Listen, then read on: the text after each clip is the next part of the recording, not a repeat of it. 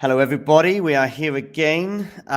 Feels a bit like deja vu, especially in terms of the topic and the theme, as it has been really ever since the news broke regarding Federer's retirement. Listen, just on that point, does it feel any different? Does it feel any stranger or more normal now that we know the day is getting much closer, Nick?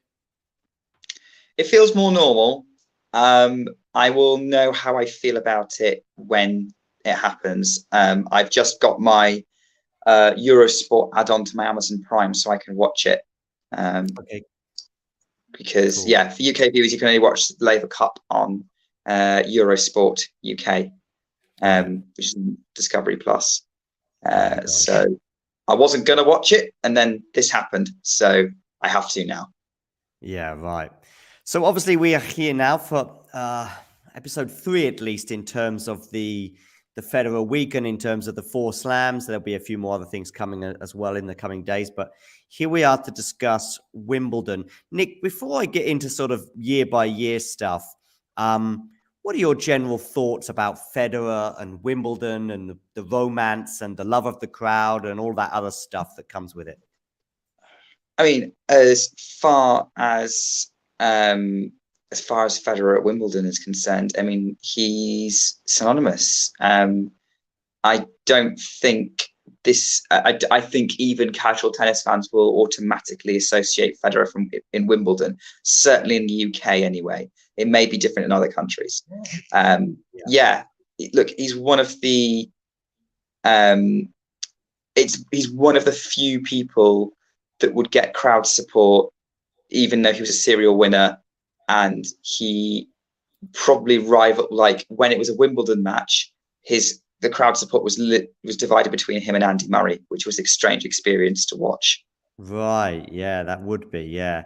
I mean, he did have that effect, though. I mean, it would be similar in the US, but possibly stronger in Wimbledon. I mean, there's all sorts of big fans of his. I've heard Frank Lampard say that he's his favorite sportsman ever, and this is 2 years ago, by the way. Frank Lampard, the former Chelsea and England footballer. I've heard other people from other sports. John Bercow, the House Speaker in the Houses of Parliament, basically kind of the equivalent of Nancy Pelosi, I guess, in the US. Basically, he was the number one fan of Federer, and I'm not quite sure if Federer was too aware of him. I remember once he got asked about it at a press conference, and I think Federer was fairly nonplussed about it all. But what was it? Why was he so popular, do you think, at Wimbledon? I think it was the gentleman persona that kind of did it. That was sort of what he built up, which of course is kind of synonymous with the very traditional upper class kind of image that Wimbledon likes to present. Obviously, that's where its history comes from in terms of the sport. And I think that's part of it. I think the crowd warmed to him when he cried after winning the 2003 trophy, the first won it.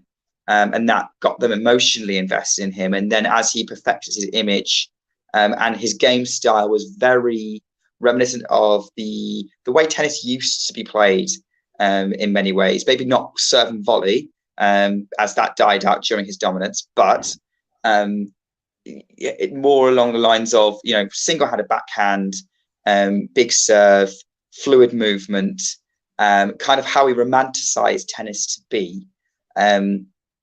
Or maybe if you're a certain age, how you might romanticize tennis to be. I think that's probably why he fits it so well. Nick, I think if he wanted to move to England, we would adopt him instantly. Oh, yeah, absolutely. Yeah. I mean, I think there's a couple of other things. Of course, he always pays homage to the traditions of the tournament. Spoke obviously very good English from day one, which can always make a slight effect. We see it sometimes when people speak French at the French Open. They're like, oh, okay, here we go. And Wimbledon no different in terms of the English, of course, for that. Always paying homage to the white sort of thing, if you like. Although there was one incident I heard him say about a few years ago. He said apparently he had orange on the bottom of his shoes one year, and he was asked to change his shoes as a result. I think that was fairly early on. Perhaps I think if he'd won 5 or 6 Wimbledons by then, they might not have asked him to do so. But I remember in 2019 he does a question and answer thing for Vogue magazine. It's on YouTube if you want to check it out sometime. And pretty much from second one of that interview to the last second, it's about 15 minutes in all, where he's just peppered with questions, pretty much all Wimbledon related. And he's there and he talks to the school kids and he's having strawberries with them. And he's asked what he likes most about it. He says the tradition. He's asked about his favorite opponent. So he's asked about his most dreaded opponent. And he says Rafa Nadal. And then the next question is, who's your favorite opponent? And he says Rafa Nadal. And he does it in that sort of funny, childish way that he has. And actually, that's probably the truth. And obviously Nadal will feature in this as he often does, because him and Federer cross paths quite frequently throughout their careers, with the exception, of course, of New York. Of course, it would ultimately be Djokovic who'd probably prove an even bigger thorn in his side, but we'll address that in the years to come. Let's start at the beginning, Nick, shall we? That seems to be a good place to start. 1999, I did have it up on the screen a minute ago. Did you see, or can you remember who he first ever played at Wimbledon? It was Yevgeny Kafelnikov. No, that was year 2. That was his second year. So in 99, it was like a Grand Slam champion. Yeah, Kafelnikov was huge. Yeah, in terms of the sport. No, okay, no, yeah, I can see it now. Yeah, hearing Novak. I thought it was the other way around. Got it. No problem at all. I mean, this is not there's no money on the line. I failed my mastermind specialist subject. Yeah, right. No worries. Well, hopefully you'll be a little bit better off in an hour in terms of that specialized subject. Hi, Jane. Nice to have you on board. And Ghost there greeting Jane as well. So it looks like Ghost is going to open an all-white themed pub as well. That's a good idea. And call it House of Lords. Very good. Nice one. Fed pics on every wall. Good idea. Right. Nice, Sam. Bonjour, bonsoir, really, as it is at this time of night in Europe, at least. Yeah, Kafelnikov we'll come to in a second. But first of all, he loses in an epic match, actually, albeit it was only 2 hours and 18 minutes. It was a 5-setter. I almost know nothing about it other than Federer's look is very, very young, let's say. But at least he pushed the world number 51. And of course, at this stage, Federer was still the underdog, if you like, coming from obviously even lower in the rankings. It would take another year or two before he started to climb those rankings. So next year, he goes out in the first round again. Not exactly the most auspicious of starts, so we say, to his Wimbledon career, where he lost to Kafelnikov in 3 sets. Do you know anything about this match? Because if not, I could fill out 1 or 2 details for you, Nick. I know very little about either match. I mean, it's funny to think that the greatest grass court player won't ever struggle to win the first round of Wimbledon in his first couple of attempts as 17 and 18-year-old. Although I think he did have a reputation already, kind of a little bit, with the All England club, because he won the boys' title in '97. So you could argue maybe that was the beginning. But we all know that junior Grand Slam champions rarely translate it. And the other thing as well is, to be fair, in terms of his second year there, Kafelnikov was a former world number 1 and won 2 majors as well, including the '96 French Open and Australian Open, and also would go on to win gold in Sydney. So really, it wasn't exactly the easiest of first rounds for him to come across at Wimbledon. Kafelnikov never won Wimbledon, but he was always a threat there. He was always a big server, as Ghost highlights in the chat as well. So, that wasn't so easy. So perhaps we can give him some slack. And by the way, give him some slack, because what happened in 2001, well, I'm going to come to you, Nick, regarding this match. I'll add some bits and pieces that I feel as though you missed, but it was the landmark moment of his career. And, okay, he goes on to win the title many times and do other sort of things, but probably if you would talk about turning points in his career, this was the biggest. Yeah, for sure. I think this was the win that put him on the map, not just in Wimbledon, but worldwide. Sampras was the original king of Wimbledon. He'd lost once in 8 years in a bizarre match to Richard Krajicek in '96. And so he put that quarterfinal match on court 2. But they so he and Sampras didn't go down without a fight. So I'm familiar with this match. I'm not old enough. Well, I am old enough to have watched it, but I probably wouldn't have been old enough to take it in. I would have been about 7. And at the time, the only tennis players I knew of were Sampras, Henman, Rosetsky, and the Williams sisters, possibly Agassi. So, but then again, actually, it's probably about the same knowledge about an average tennis fan would have had at the time. So to have this 19-year-old show up and beat Sampras. So I did watch this match earlier, the highlights of it, because I didn't have time to watch all of it. Sure. It was a long one. And well, yeah, 5 sets, but it was it was very interesting going back and watching that, and because it is tennis from another era. It was the serve volley style that maybe we used to seeing Federer use to disrupt people, but not as his primary method of playing. It was very much a serving battle from my observation. Yeah.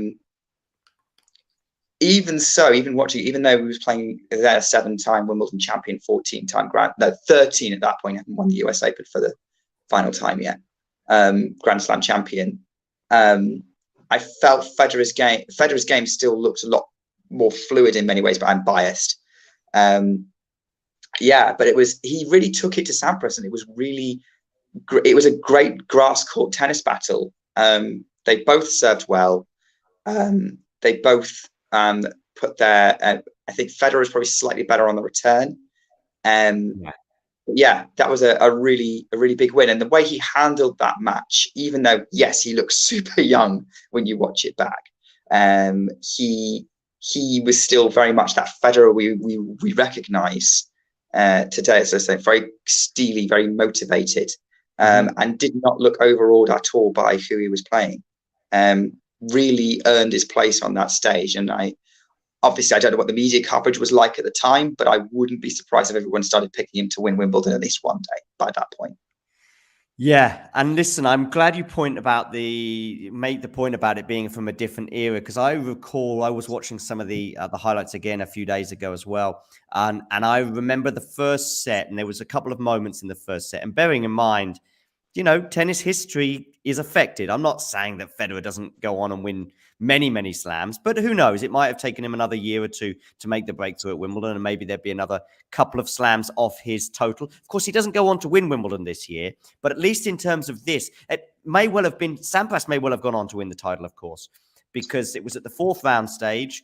Tim Henman was lying in wait, and Sampras always beat Tim Henman, certainly at Wimbledon. So, and the reason I highlight that is there's a couple of points in the first set that one looked like it was out and was called in on behalf of, and this was in the favor of Sampras, by the way. This is a point on the line in favor of Sampras, but Sampras goes on to lose that particular game. It's on the Federer serve, so it didn't really change anything. What does change something, though, is during the tie break.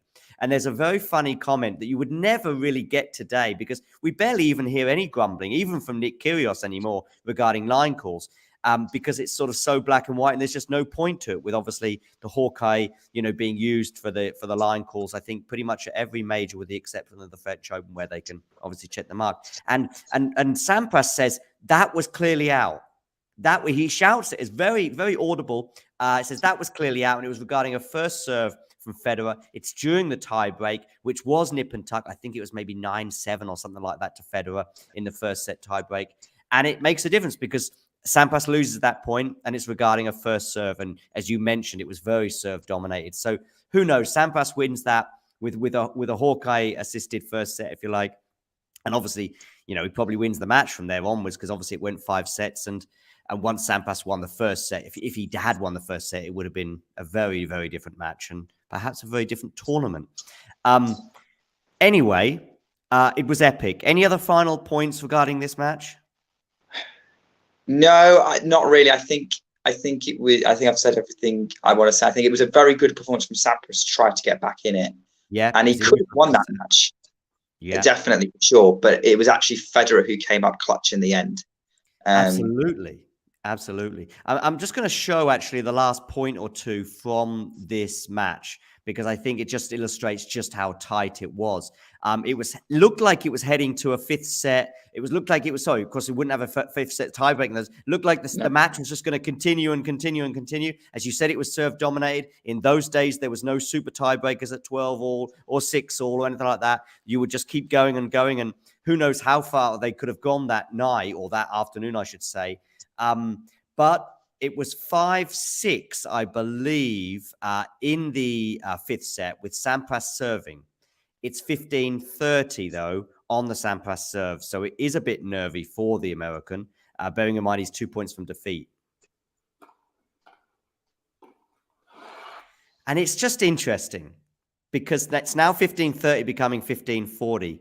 And it's a serve and volley that lets Sampras down. As he bends down to try and get the volley, it goes into the net. The staple diet that he had lived off, if you like, and earned his 7 Wimbledon titles, I believe, at SW19. And of course, there would be no more.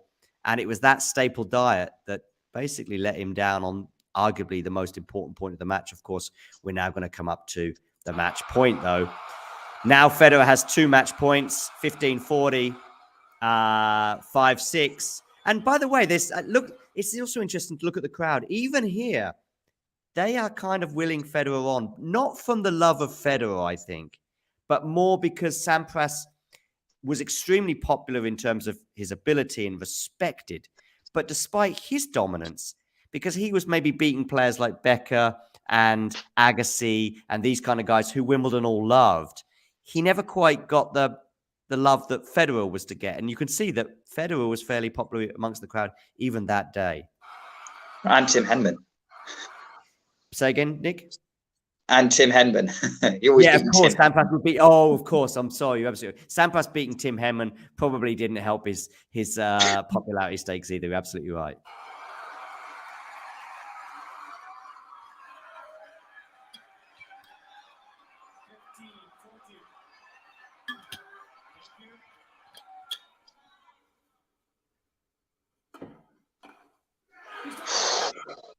And what a winner. We said about the serve and the return. I mean, what a winner to get that on, really. It's just incredible, right? Yeah, that was an incredible return winner from Federer.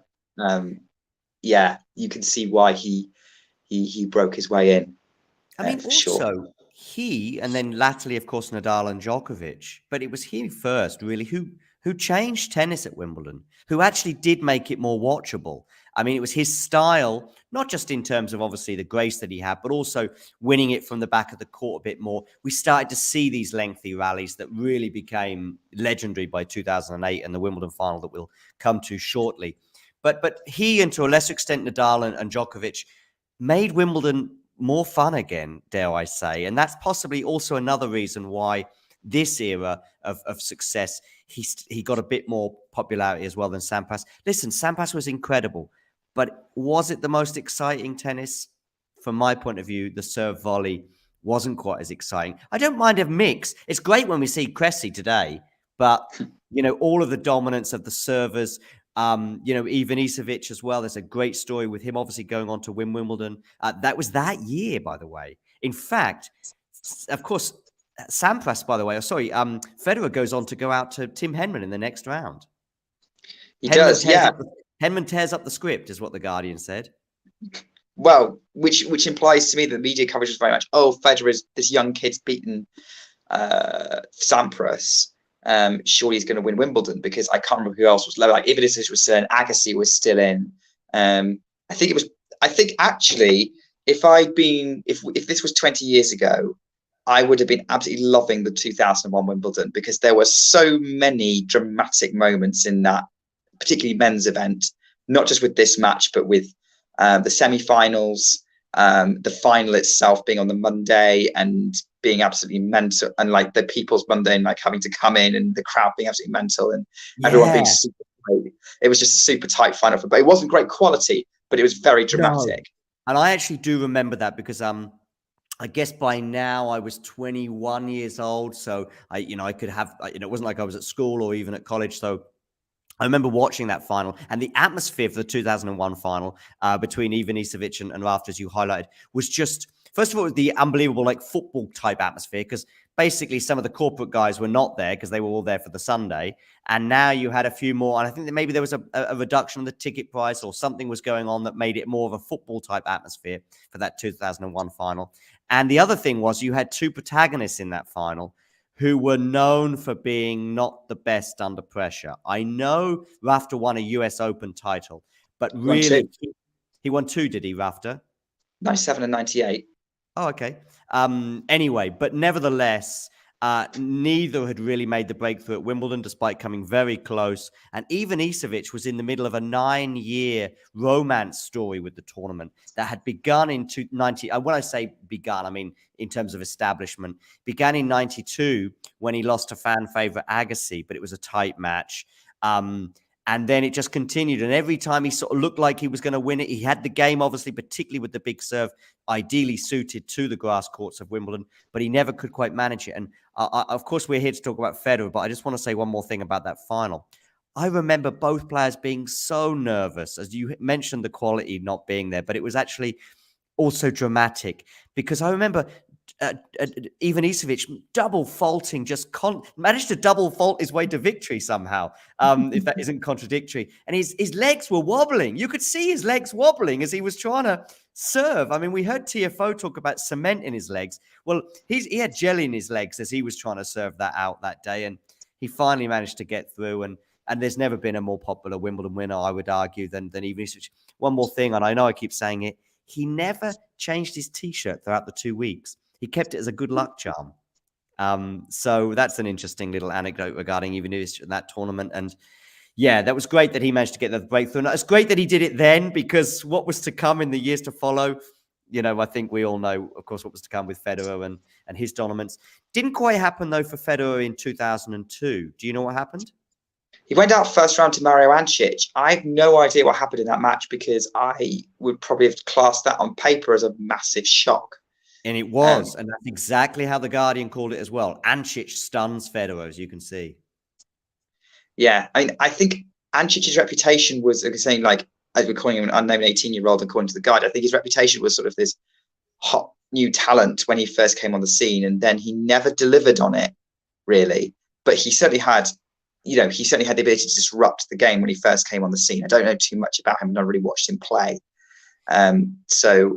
But I know he's a good player, and it's not someone. I think if he'd upset Federer in a quarterfinal later on in his career, it probably wouldn't have been a big surprise. But at this stage, it's that, and it's defeats like that, and also the defeat to Tim Henman that probably prevented Federer from having that sort of relationship with Wimbledon the same way Rafa has with Roland Garros, because Federer was the same age as Rafa in 2001 that Rafa was in 2005 when he won Roland Garros. And sort of maybe that if he'd won those couple early on, maybe he would have had a bit more of a dominant mindset of, no, this is my turf, I'm not losing. A bit like Rafa has it in Paris. Yeah. I mean, I'm sure if Rafa had denied a load of Frenchmen, especially in the latter stages, because that's kind of what we remember. And of course, with Tim Henman, it was the latter stages, frequent semi-finalist, and 2001 probably been the most painful of all. But listen, nevertheless, Federer came back in 2003 and did something pretty special, Nick. Yeah, finally won Wimbledon. Finally won the title. They were talking about. Yeah, weirdly enough, I watched that. So I watched the highlights of that one as well. And okay, great.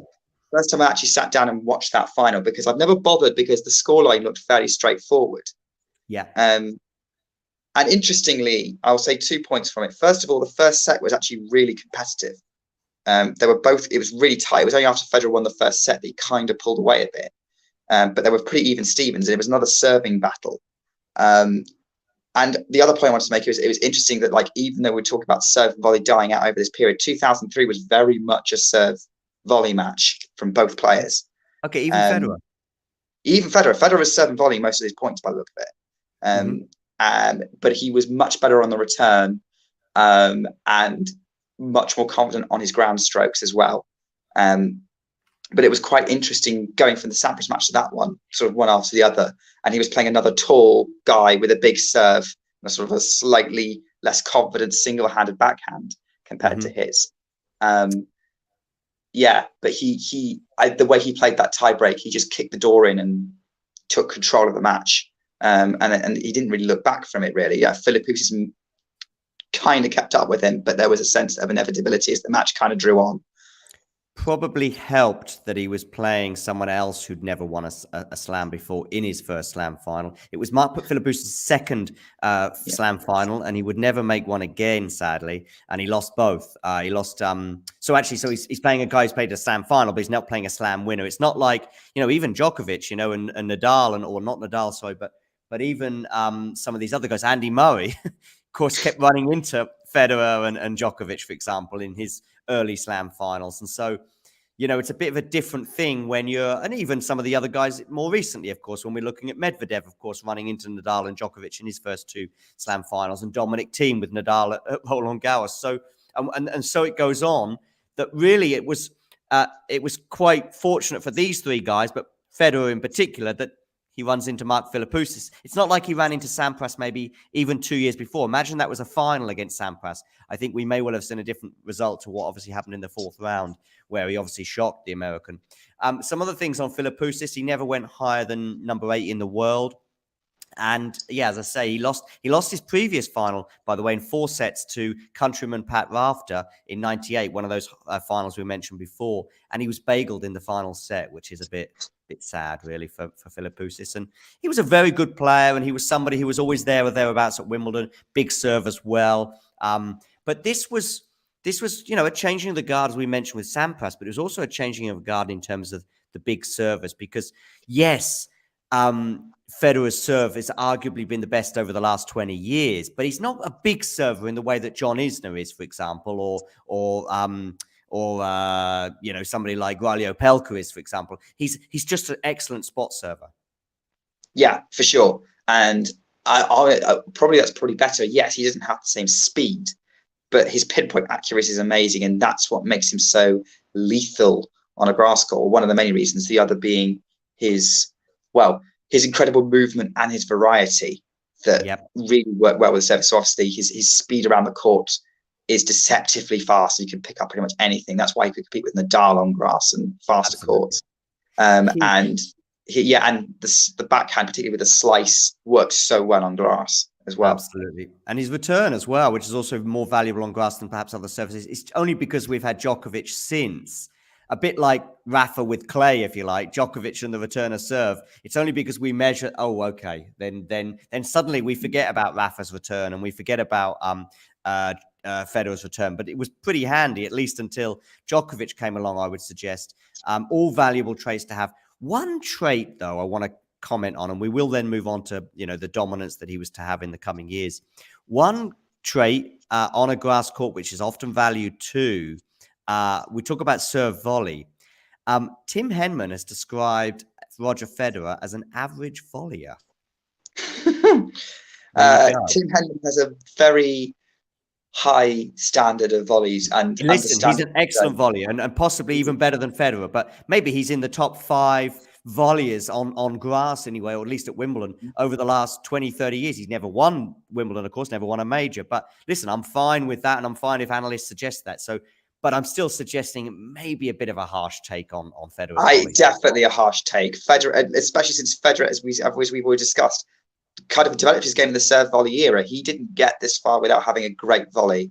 And the return game as well, as you mentioned before, as we've already mentioned a couple of times on the show.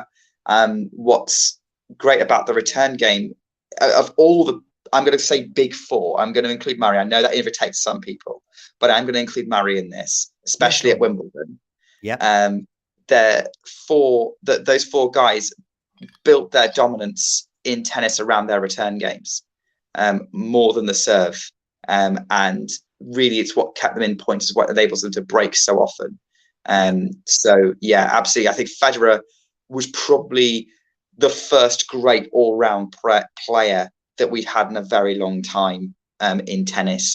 I haven't gone back far enough in the archives to look at other players, but I think that's one of the reasons why not only did he dominate Wimbledon, but he dominated in the mid-2000s and was already being hailed, even though he hadn't got the records yet, as the greatest of all time. Yeah. There was no obvious weakness. It wasn't until one or two managed to expose one or two of those weaknesses. And when I say one or two, just two. Perhaps you mentioned Murray there as well. But at majors, I always felt Federer had the upper hand on Murray in general. Although, listen, I'm not someone who gets annoyed. I think you're right. For about 4 or 5 years, it was a big four. No doubt about it. But I'm also fine with people that talk about the big three in terms of a 20-year period, if you like. This is the match point that he had against Philippoussis. It's not the most dramatic point of Federer's career in terms of how it panned out, but it was his first major. We're then also going to see his second one, actually, funny enough, and then we'll come to 2004.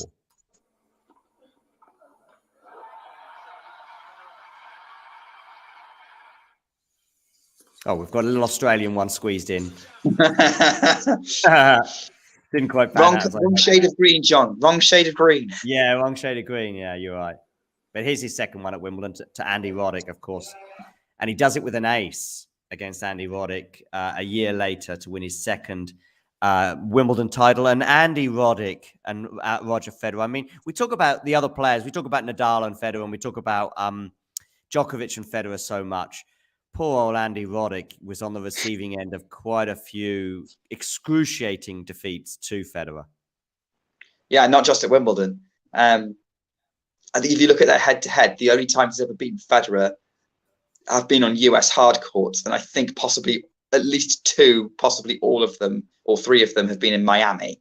But yeah, he was such a good Roddick's such a great grass court player. He's a multiple Queen's Club champion, 3-time Wimbledon finalist, met Federer in the 2003 semis as well. So he ran into Federer 4 times. It's like, if you think of like Federer and Nadal at Roland Garros, Roddick, Federer at Wimbledon, just couldn't quite break through. And I'm sure I'm not going to touch on 2009 yet because we're going to get there. Yeah. But okay, so I watched 2004 again on my sort of in preparation for this, my Federer Wimbledon marathon. Okay, thank you. And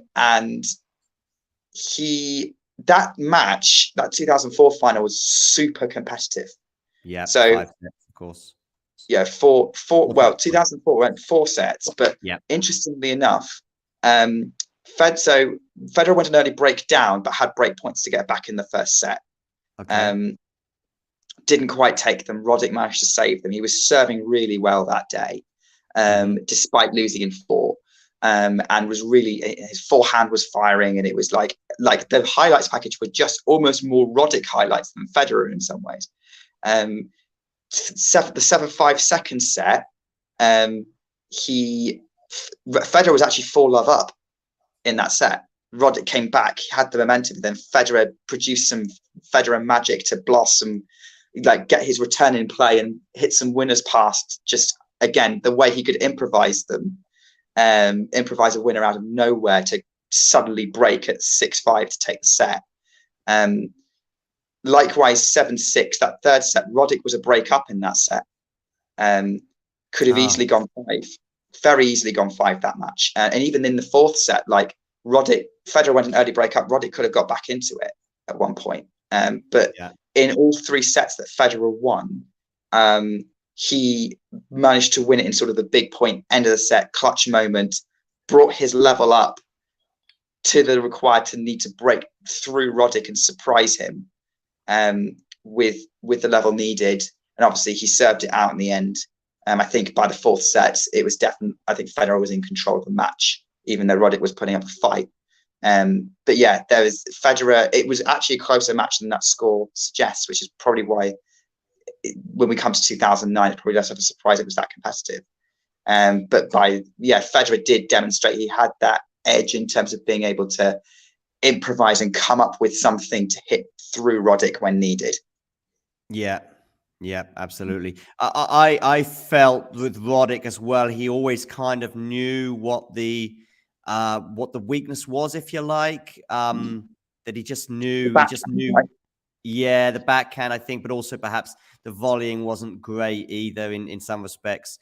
And I think, he just kind of always had his number. I was actually just having a quick look to see what it was. I remember once Federer did say that he just knew how to beat Roddick, and ultimately, of course, it would get much closer in 2009. But 2005, they met again in the final again. This time it was a bit more comfortable. Federer wins again, and that will be his third, of course, in a row, which is of course significant. I think it was his fifth overall. I mean, these numbers seem pretty small now, bearing in mind how it pans out.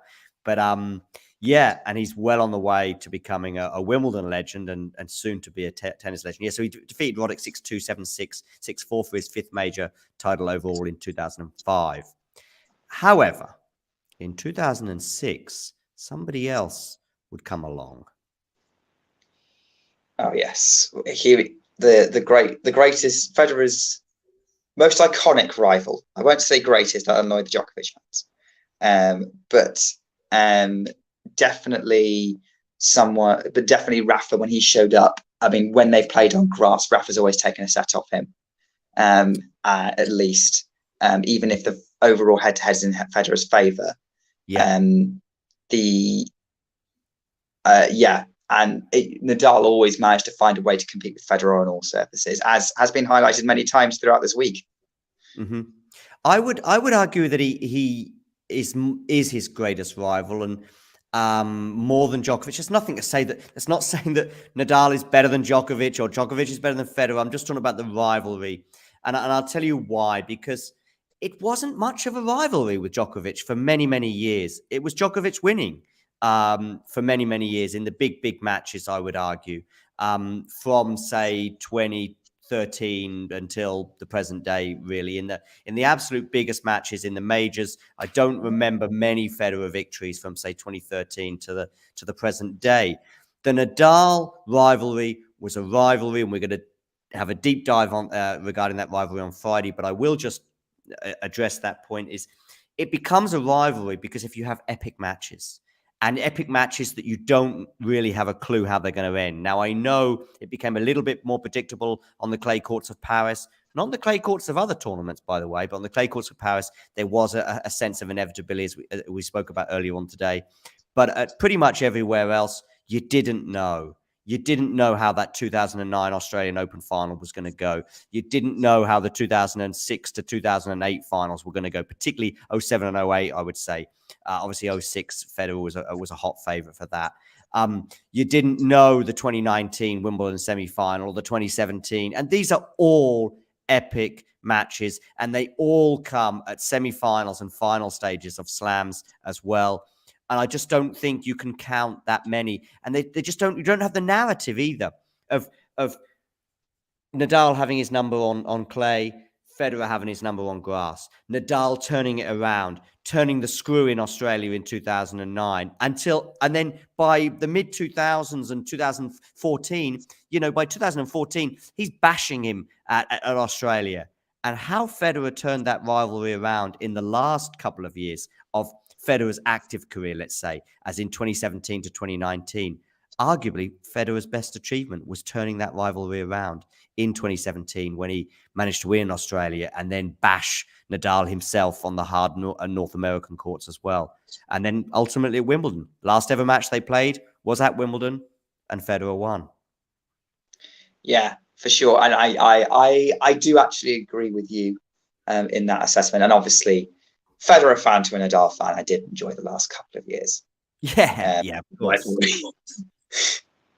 Yeah, I mean, I didn't enjoy 2017 as a Nadal fan, but I was at Wimbledon for the 2019 semi-final, and yeah, it was a bit of an empty feeling after that. And well, we'll come to 2019 very shortly, of course, but for now, let's get back to 2006. He wins the first one against Nadal, bagels Nadal in the first set, by the way. Not many people get to do that on any surface. No, again, for judging by looking at that match, and the highlights I found of it weren't great, but there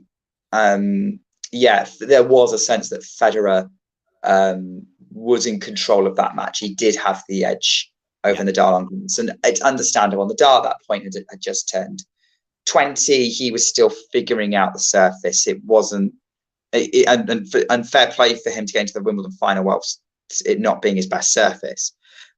Which is, when one day when we're doing Nadal week, we'll praise him for that. But but that match, I think Federer was the better player for most of that match. Even so, he still was tested because he was still really ginning himself up, like going, "Come on!" Particularly when it was those second and third set tie breaks, and then Nadal does really well to get a set off Federer and win tie break in the third, and really sort of delayed the party for a bit before Federer just took control of the match. And yeah, it was very much, this is my territory. You've got me in Paris. You're not getting me in London.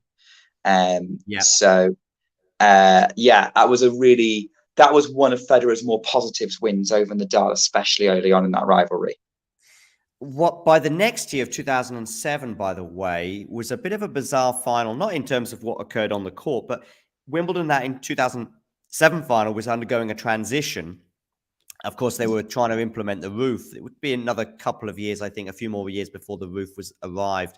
Was it there maybe 2012 or something like that? I'm not sure when the roof finally arrived at Wimbledon, but there was a very strange sort of, not atmosphere, but look to Wimbledon, because it's looked naked from up above, because there was none of this sort of overhanging bit as it would have in 2007. Maybe it was long before the roof. Maybe they were just doing general work there. Actually, I tell a lie, because I think the roof came many years later. I think they were just doing general work to the Wimbledon thing. And in fact, for some reason, I got the impression that centre court looked a bit like number one court that year. And so there's a bit of an unusual aesthetic appearance. But on the court, I have some memories of the 2007 final. I remember thinking this was amazing. If we didn't have 2008, by the way, there wasn't the feeling after the match that we've just seen something legendary like we had in 2008.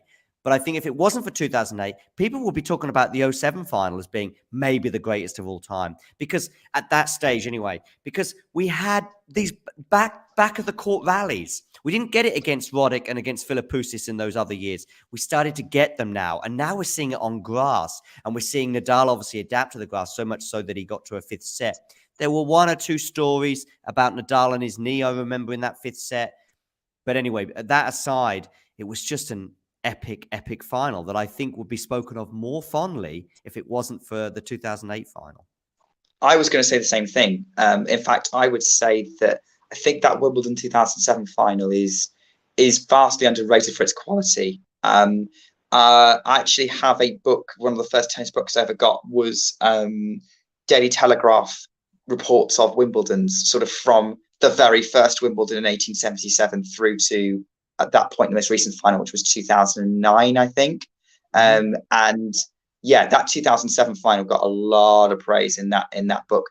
Not as much as the 1980 final between Borg and McEnroe. That's what 2008 had to surpass. That's right. But in terms of the British media consensus. But the 2007 final, I wish I could find some decent highlights of it, because I did find some earlier, but it was just terrible. Like they were missing crucial ends of points and things like that. But I'll find something eventually.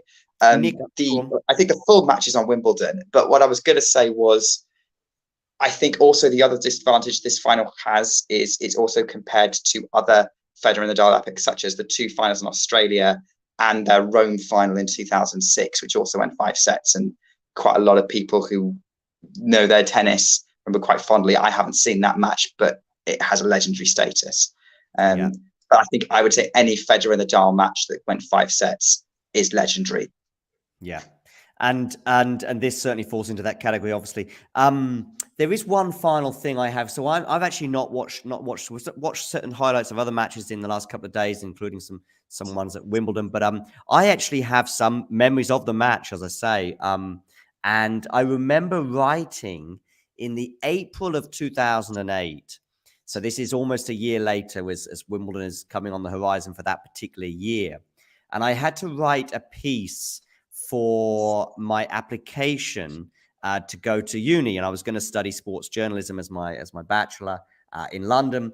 And I don't know what made me choose that. I was probably a bigger football fan at that time than even tennis, but for some reason I seemed to enjoy writing about tennis. I think I had a blog around at that time as well, back when blogs were cool, long before YouTube channels became a thing.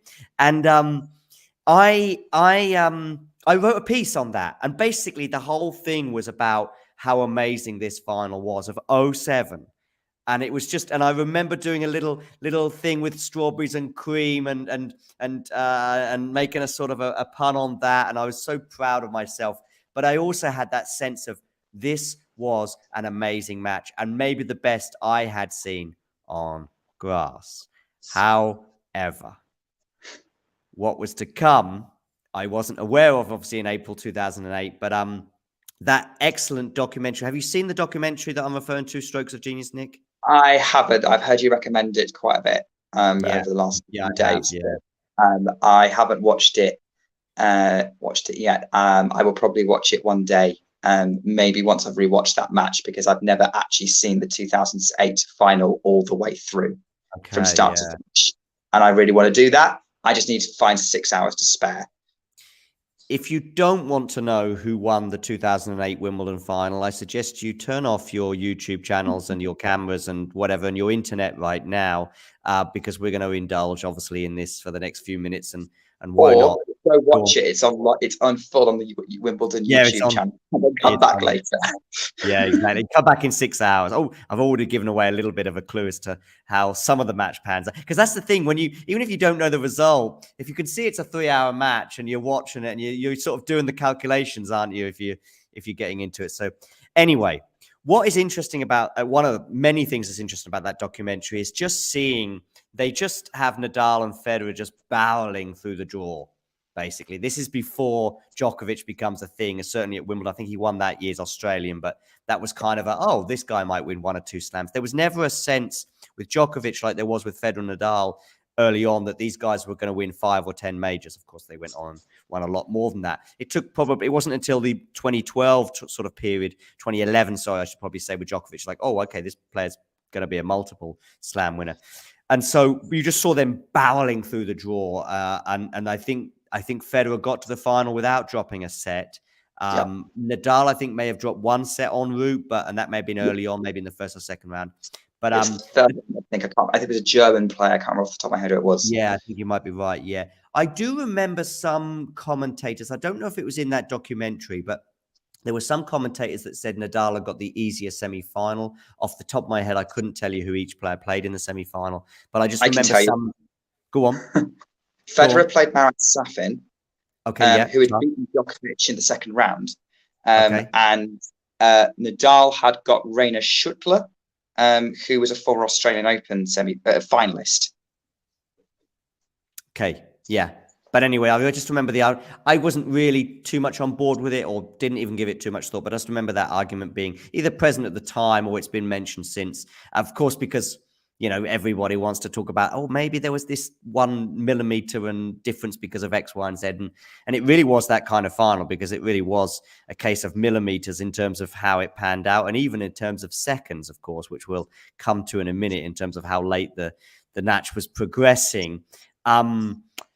Let's talk about the match, though, of 2008 and kind of how it panned out. We all know, of course, how it became legendary. It was, of course, Nadal takes a 2-set lead, 6-4, 6-4. Any thoughts on those first 2 sets? I think I'm going off memory here. So this is not one of the ones actually we watched because I think the story is fairly familiar. Yeah.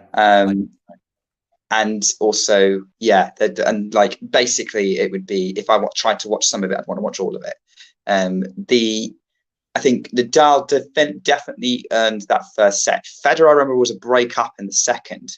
Yeah, he was early on. Yeah, at one point, and then Nadal came back. So even then, but I think even though Nadal won the first set, I think Federer was still stalking him all the way, and could have turned it around. I think there was a definite sense that even though Nadal was 2 sets to love up, it was a lot closer than that, and Federer was not out of this.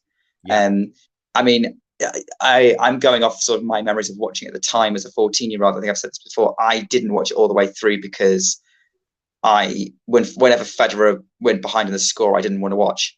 So, because 14, so again, that's one of the reasons why I didn't see the match. But it was even then, Federer was in it, and I think what everyone knew it was going to be a great match from the first point, because the first point of the match is an epic rally from the start. Oh, yeah. It ended with a wonderful Nadal winner on the baseline or sideline? Yeah, I think it's the line, yeah. Yeah, and I will give you Nadal credit for having just one of the most awesome forehands I've ever seen. By the way. Yeah, absolutely. And of course, now it's translating to the grass courts of Wimbledon. A couple of points for me on those first two sets. You're absolutely right. It was super close. It was 6-4, 6-4. But regarding the first set, Nadal really struggled to serve it out. When it's 5-4 and he's serving, he's on deuce. I think there's 2 or 3 deuces. I'm not sure. He might face a break point as well. But I just remember thinking, boy, he's struggling to get this first set over the line. And in a way, maybe the momentum had swung a bit around that moment of the match, because Federer then, as you say, breaks pretty early. I think he has something like a 3-1 lead in the second set. So which makes it even all the more remarkable that on grass, bearing in mind Federer's serve and the fact he was a 5-time defending champion, for Nadal to then win 5 games out of 6, I think, obviously breaking his opponent's serve twice in quick succession, just goes to show you how, wow, this could be the year. And I think I would just disagree slightly that I'm not sure that we were convinced this time that Federer would go on and win it, bearing in mind what happened the previous 2 years, where it was 4 sets and then 5. Nadal was getting closer, but Nadal was never really in charge of either of those finals. He was never in a lead, never mind a commanding lead. I don't even think he led either of those 2 previous finals. He was always playing catch up. But this time he's out in front. A final point as well on this sort of first 2 sets is, and I've mentioned it on other podcasts before, but Federer said that he was badly bruised from the final that they'd had just a couple of weeks before. Don't forget, in those days, you had the French Open, you had Queens, and then you had Wimbledon. I think it was pretty much 5 weeks of back-to-back tennis with no break. Nadal, by the way, wins Wimbledon. The day of the match against Federer, it happens, he gets it done so quickly. He jumps on a train, the Eurostar, gets to Queens. David Law is the press guy at the time for Queens, and he says Nadal turns up, and it's raining at Queens. This is in 2008. And he says he's demanding that he wants to play. And he's like, well, but it's a bit wet and stuff. And he's like, I want to practice. I've got to practice. And of course, Nadal goes on to win Queens that year. Federer traditionally would always play at Halle. And it's kind of an interesting anecdote of how desperate Nadal was to get on the grass and get some practice in, that even though it was raining at Queens, even though he could even injure himself, he was desperate to get some practice in ahead of obviously playing that tournament and then going on to play at Wimbledon. And Federer said he took that defeat, such a bruising defeat, winning just 4 games at Roland Garros, took that into the first 2 sets. He felt a bit depressed even, and probably a lack of confidence. And how those first 2 sets panned out, of course, largely represents that. Then, of course, though, we get a 3rd set tiebreak. Super tight, super nip and tuck. Federer prevails. Do you have anything to say on the 3rd set? Because there's a lot more to talk about regarding the 4th and 5th. So not too much on the 3rd. I think Federer, I think it was very nip and tuck that set. But I actually, 3rd set's the one I know the least about, or remember the least of. Absolutely, it's the one with the least narrative. Apart from Federer starts coming back, because yes, although you say he's a bit bruised by it, he's not done. And that's what I meant. So I don't think it was kind of felt inevitable that Federer's come back, but you wouldn't have counted him out. And he was trying to prove his fans right by coming back in the way that he did in that 3rd set. And then it got interesting. Yeah.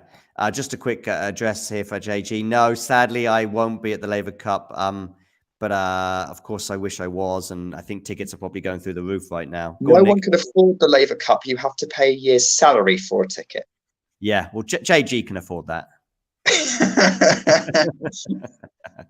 So anyway, David Law, is he still the president? I don't think he is, or maybe in an unofficial one. But I know he stepped down.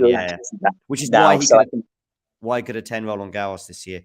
Anyway, we digress. I think you're right. The 3rd set is the least talked about, but you're absolutely right. There was a turning point in terms of the match. We often see this. However, it was still nip and tuck in the fourth set. And it probably the fourth set and the fifth set are the ones with the biggest narratives. Obviously, the reason being is the fourth set tiebreaker was legendary within the context of a match. I think Bjorn Borg and McEnroe, that match you touched on earlier, had a legendary tiebreak. And I think perhaps for matches to reach legendary statuses, they need such a tiebreak.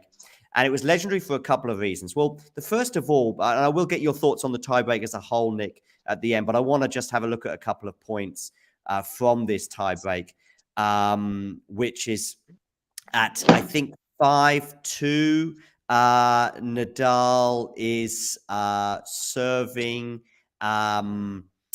for the he's 5-2 up in the fourth set. Here we go. I've got it here. Sorry. Yeah, so he's 5-2.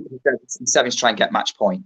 Exactly. I mean, basically, he's within 1 point of getting 4 match points here, and it's kind of insane because he's 5-2 up, and I've heard some commentary from Tony Nadal regarding this particular point. It's 5-2. This is actually, he's closer to victory than he is even when he gets a match point, which he gets one on the Federer serve shortly. He's 5-2, but, he's got 2 serves of his own. Yes, he has. He's got 2 serves of his own. And you're thinking 2 serves to win the match. Even if you get one of them, you're going to have 3 championship points, so to speak. But Tony Nadal says about this point, he said, once I saw this, and how close, by the way, is this? We're talking about a couple of centimeters. It's not millimeters, but it hits the net and it goes out. And of course, fault is called. Tony Nadal said, when I saw that, I knew he was going to double fault. And Nadal also says that at this point, for the first time in his life, he's bouncing the ball to do that first serve.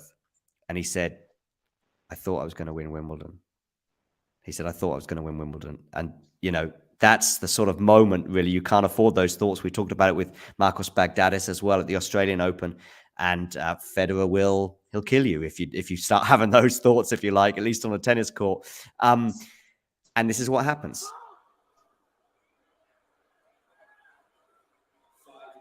Oh, okay. So that's the second. So it's the second serve that he gets the double fault on. So, but anyway, you get the gist of it. It's now 5-3. Look at that's his father there, Sebastian, of course, and it ends up getting a bit close. Of course, Federer ends up actually facing, though he does eventually face a championship point. I think it's on the Nadal serve. And I think we touched on this the other day. Do you know what happens on championship point that Nadal finally gets? Forehand, isn't it? It's a backhand. It's a backhand. Yeah, I've got mixed up with the Tommy Haas one. Yeah, it's the backhand, which during that match hadn't been firing particularly well. I don't think despite it being great quality overall, there were points where Federer was really middling the backhand, and I think again it was I think he was struggling a little bit, particularly with Nadal, because Nadal wouldn't let him use it properly. But also, I think by that point he may have lost confidence in the shot.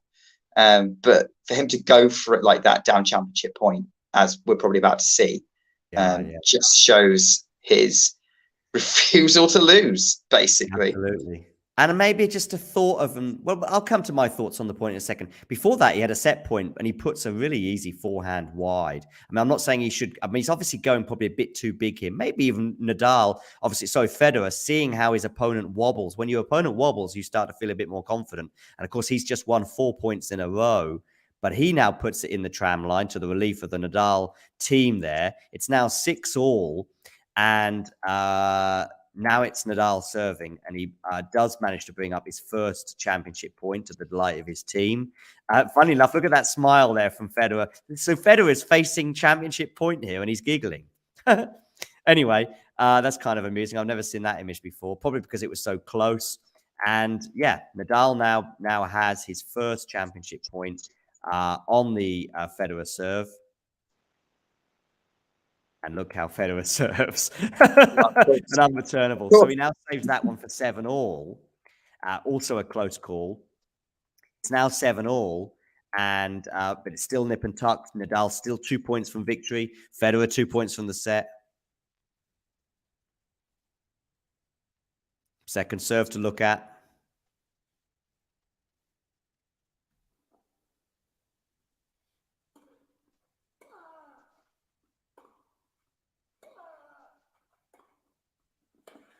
Wow. On the backhand side.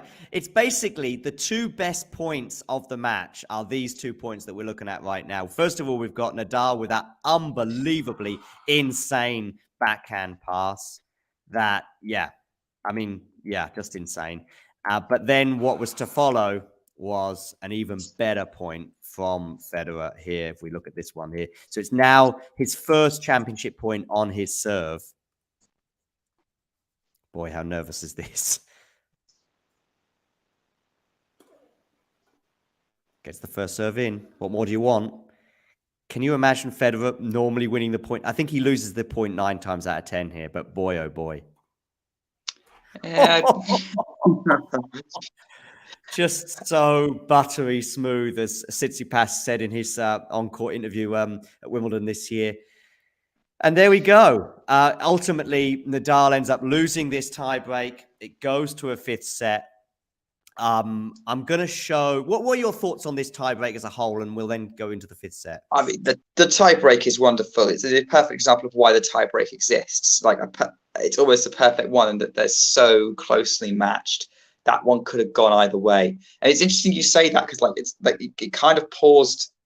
I don't know whether it's kind of buffering for me a little bit, but I was like, when you're saying, Federer probably misses that 9 times out of 10. And yeah, with the way he's playing with his backhand at that particular point, potentially.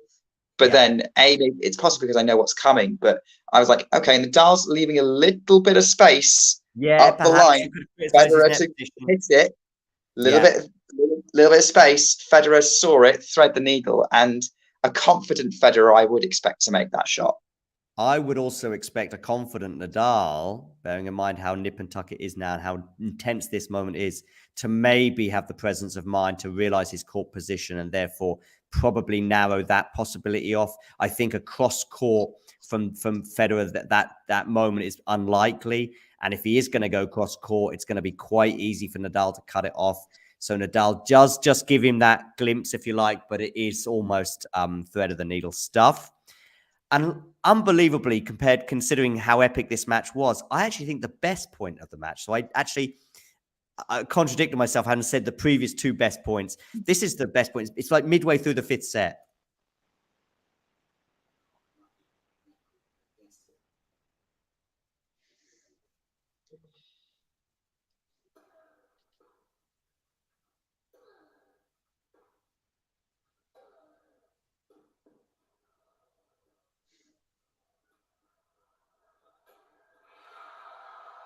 Oh, yes. Oh, yeah, I saw this. I mean, it's just insane. It's just on a grass court. Listen, we say sometimes these points on a hard and even maybe more on a clay court, but they're playing on grass like it's clay. Yeah. I mean, there was a point in the chat, by the way. There was a couple of other tiny little factors around this time, maybe a little bit earlier in the 2000s. I think the grass did change a bit, so it did become a bit slower. And I think the balls changed as well. So, but still, by the way, look how close the 2 teams, now they get their own boxes. But look how close they all are in the same box. We've got Gwen Stefani and her husband as well. You can't see Gwen. She's just behind her husband here as well. He was a singer in Bush. And but they're just on top of each other. And I mean, they're also applauding. Look at Federer's father and his mother also applauding a winner there from Rafa. And it's just funny. You kind of had to, really. I mean, at this point, the match is so good and they're both playing so well. Like, it's sportsmanlike as well. Although you don't know whether they're applauding Rafa or whether they're applauding Roger to come on, get on up. You're doing well. Let's do this. Don't get disheartened type thing. So you could interpret it either way. But yeah, that match has so many iconic rallies in it. And there is a reason why people call it the greatest match of all time, and I think it's that. And again, I want to see it all the way through to see whether it's consistently like that all the way through. I mean, you mentioned the first point, and you could always say first point to last. It really was insane. And I think it's also, you just have to understand what it's like to play on grass and compare. We see some epic rallies on other surfaces, but they just didn't really occur like that on grass until then. There is another point I want to address regarding the fifth set, because the clouds were coming and they did eventually arrive at 2-2, 2-all. And I think, again, maybe that also tipped the balance back towards Rafa, bearing in mind Rafa had won the first 2 sets. He loses the next 2, squanders championship points as well. And so we are now in that fifth set, 2-all, and Rafa's struggling to steady the ship, let's say. Albeit actually those first 4 games, I think Rafa was fairly comfortable on serve. He may have had a sniff on the Roger serve, but what happens quite crucially is in those days, and I think still today, when you have a rain break, although the majors obviously all pretty much have roofs on their big courts, you could talk to your team. So you could talk to one member of your team. And of course, Tony, being the coach, is the guy who goes down to see Rafa. Tony goes down expecting to see a very down and despondent Rafa. And he speaks to Rafa and he's surprised by his nephew's demeanor, because actually he's okay. And he said, for Rafa fans at least, and we're going to go back to Federer very, very shortly, don't worry. Rafa's words were immortal in tennis legendary speak. He said to his uncle, he said, listen, I might not win today, but I'm not going to lose. Federer can win. Nadal can win, whatever. But I'm not going to lose this match. And he took that attitude as he returned to the court, obviously after the rain break. Of course, the rain break also has an effect because it ends up being like a 9:30 at night finish, which, of course, we would never see again in terms of the darkness. We could see it with a roof, if you like, because they've now got a roof. We'll never have the dilemma at 7-all. That, of course, the referee, not the umpire, it's the referee, of course, the match referee would have to take. I'm not sure if it was still Alan Mills at that point. I think it was. But, of course, he could easily have said, listen, let's come back tomorrow. But he doesn't. Rafa breaks for 8-7. Still could say come back tomorrow. But given that Rafa's serving for the match now at 9-7, or 8-7, that's going to become 9-7. Of course, you're not going to ask to come back the next day. But if Roger had broken back, put it like this, it's almost certain if Roger had broken back for 8-all, they would have come back the next day to play the 2 games, because you could barely see the ball. Yeah, and this is the point where I had to come in and watch. Like, I know I said earlier, like when I was back when I watched at the time, I wasn't watching when Federer went behind. I came back in for the 4th set. I came back after the rain delay, because I had to watch the end of this, because everyone was talking about it, because you knew that this was a good match. And it's long enough ago that I don't remember the specifics, but that sight of it being dark and then continuing to play late into night is just iconic. I know we complain a little bit about sometimes tennis finishes too late, but tennis's greatest moments in the modern era have been under lights. Yeah, but also 9:30, as this one was, is not quite 4 No, a.m. it's not the same thing. We don't mind 1 a.m. finishes, but 4 a.m. with no public transport is a bit different. Luckily in New York, by the way, 24/7 public transport, but Paris, forget it. And London. Oh, and London. Yeah, definitely. Yeah, my goodness me. But that's why I think that's the main reason why actually they don't, even now they've got a roof, they don't really go beyond 11. Oh, no, that's not the reason. That's not the reason. Noise. Yeah, it's the noise. It's basically so they don't keep the neighbours up. To agree with the local residents is genuinely true. Yeah, I mean, I would suggest that they could go a bit past 11. But yeah, you're right. Yeah, but that, of course, that has a Constantino effect. But I just want to finish on this. And this is just Federer's class. And we are here to talk about Federer. And so I think we should even though Nadal was the winner, I'm sure Rafa wouldn't mind us letting Roger have the final word this day. Can you see this, by the way, okay? Yeah. Hopefully we can hear it too. And if we can't, I'll just repeat it back, what was said. So McEnroe gets him in the bowels of Wimbledon. He just walks off court, so it's literally, okay, the match has finished. And I think the trophy presentation has finished, but the feeling is still very raw. And McEnroe talks to Federer. Roger, first of all, can I just say thank you as a tennis player that you allowed us to be part of this amazing spectacle. I mean, is that any consolation? A little bit. Thanks, John. No, it's tough. It's tough. It was the greatest match that I was ever witnessed, with so much drama. I mean, you must have thought after all that you'd gone through in that 4th set, you were going to get that done at the end. I was hoping to, at a break point, but Rafa really served well, I thought, throughout the match. Didn't give me too many chances, even though I won the sets 3 and 4, but I missed so many opportunities, maybe in the first two. I paid the price in the end, but Rafa did well. I mean, it's got to be. Listen, I know you're feeling so much emotion right now, and I want to give me a hug, because thank you, man. Thank you. So, did he manage to catch all of that? What was said? Yeah, Federer, little bit of consolation that he played in possibly the best match anyone had ever seen, and that he thought Rafa played really well, and he was ruining the lost chance in the first two sets, which we kind of touched on. As a Federer fan, I'm just going to say this because it kind of leads from it. Looking back on this match, it's very bittersweet, because it's so good. It's almost like it doesn't matter who wins. It's not the match when Nadal beat Federer in 5 sets. It's not like the 2019 final, which we'll come back to. Yeah. But it's the match where they both played amazingly well. It was practically a draw. It's the Nadal-Federer final of 2008. No one talked. Which one as a Federer fan hurts more, 2008 or 2019? 2019. Yeah, I thought so. Yeah. But no contest. I would like Federer to have an epic win on his CV in the same way that Nadal and Djokovic do. I don't think the Australian Open 17 final quite counts in the same way. But I'm still happy enough with the reputation that he's a great enough player to somehow win a match he lost by the reputation of that match. There we go. We've got another Rafa fan there, Sam, in the chat. She said she tried to help, but I love Rafa. And to be honest with you, their careers are intertwined, and one day we'll have to do a Rafa one, and Roger will be taking up some of that space too. But you know what? That interview with McEnroe, there's the 2 words I like. There's some great moments, McEnroe, hugging him, saying, "Listen, it's the greatest match I've ever seen." Does that help a bit? And Roger says a little bit. So that's 3 words. But the 2 words I love most is he says a little bit, "Thanks, John." And those 2 words for me. Thanks, John, that he has the presence of mind to just get those 2 in there, and he's as emphatic about those 2 words as he was about any others, if you like. And yeah, I love that. I love that.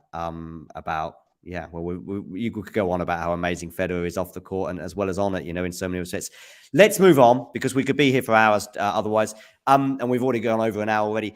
Federer, of course, does come back a year later, as only Federer can.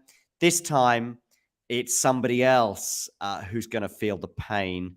Andy Roddick, again. I wrote that in the tweet here. Again in the final. 5 sets, 16-14. I think there's a volley that Roddick has on top of the net. May well be in the game that he was broken. It was so crucial. It was either in the game that he was broken or Roddick was threatening to break Federer.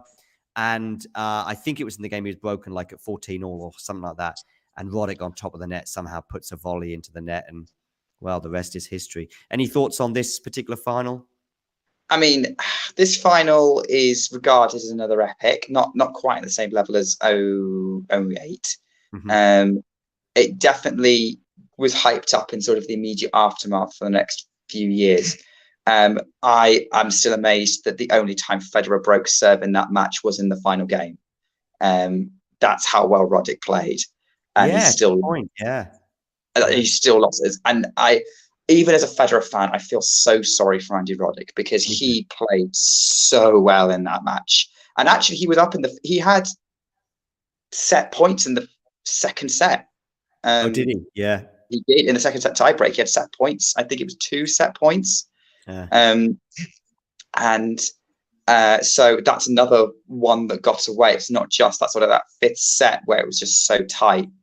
But again, another epic match. Really, I think I remember it more for Roddick's great performance and Federer's just stubborn refusal to lose again, particularly in that second set where he got himself back into that match. If he'd lost that second set, he probably would have lost this match. Yeah. My enduring memory of this match actually is I was in Zurich, Switzerland at the time, and I was in my ex-girlfriend's living room. I was by myself. But bearing in mind, a round of applause in Zurich is a big show of emotion. So at the match point when Federer wins and hearing screams of exultation from the neighbors, it was like I was maybe I was I was in a different country for a second, but of course I was in Switzerland, Federer's homeland, and albeit that he's from near Basel originally, when it comes to tennis and when it comes to Federer, any rivalries between the cities would be dropped. And, Federer was, of course, as loved in Zurich as he was anywhere else in Switzerland, as perhaps he was anywhere else in the world. And that's my enduring memory of that final, is the cheers of delight that I heard from the neighbors at match point.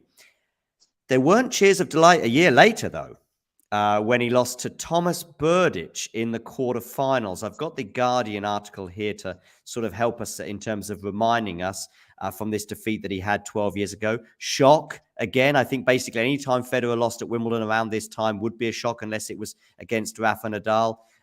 So Berdych beats him over 4 sets as well. And the 24-year-old Berdych goes through to the semi-finals, where he was to go on to play Novak Djokovic. I think he beat Djokovic in those semi-finals because Berdych lost to Nadal in the final. Of course, Nadal missed 2009 through injury. It looked like the two were going to set up another final again. And of course, after 2008, of course, Nadal and Federer never played each other again at Wimbledon for another 11 years. Have you got any thoughts on this match against Berdych? Not too many. I mean, at the time, I was surprised. Seismic is again the word. We keep seeing this word, seismic. Yeah, I mean, he was ranked number 12. But Berdych is a player that I think he kind of figured out himself sort of midway through his career, because he came through quite young, and as he won a Masters title in 2005, would have been like age 19.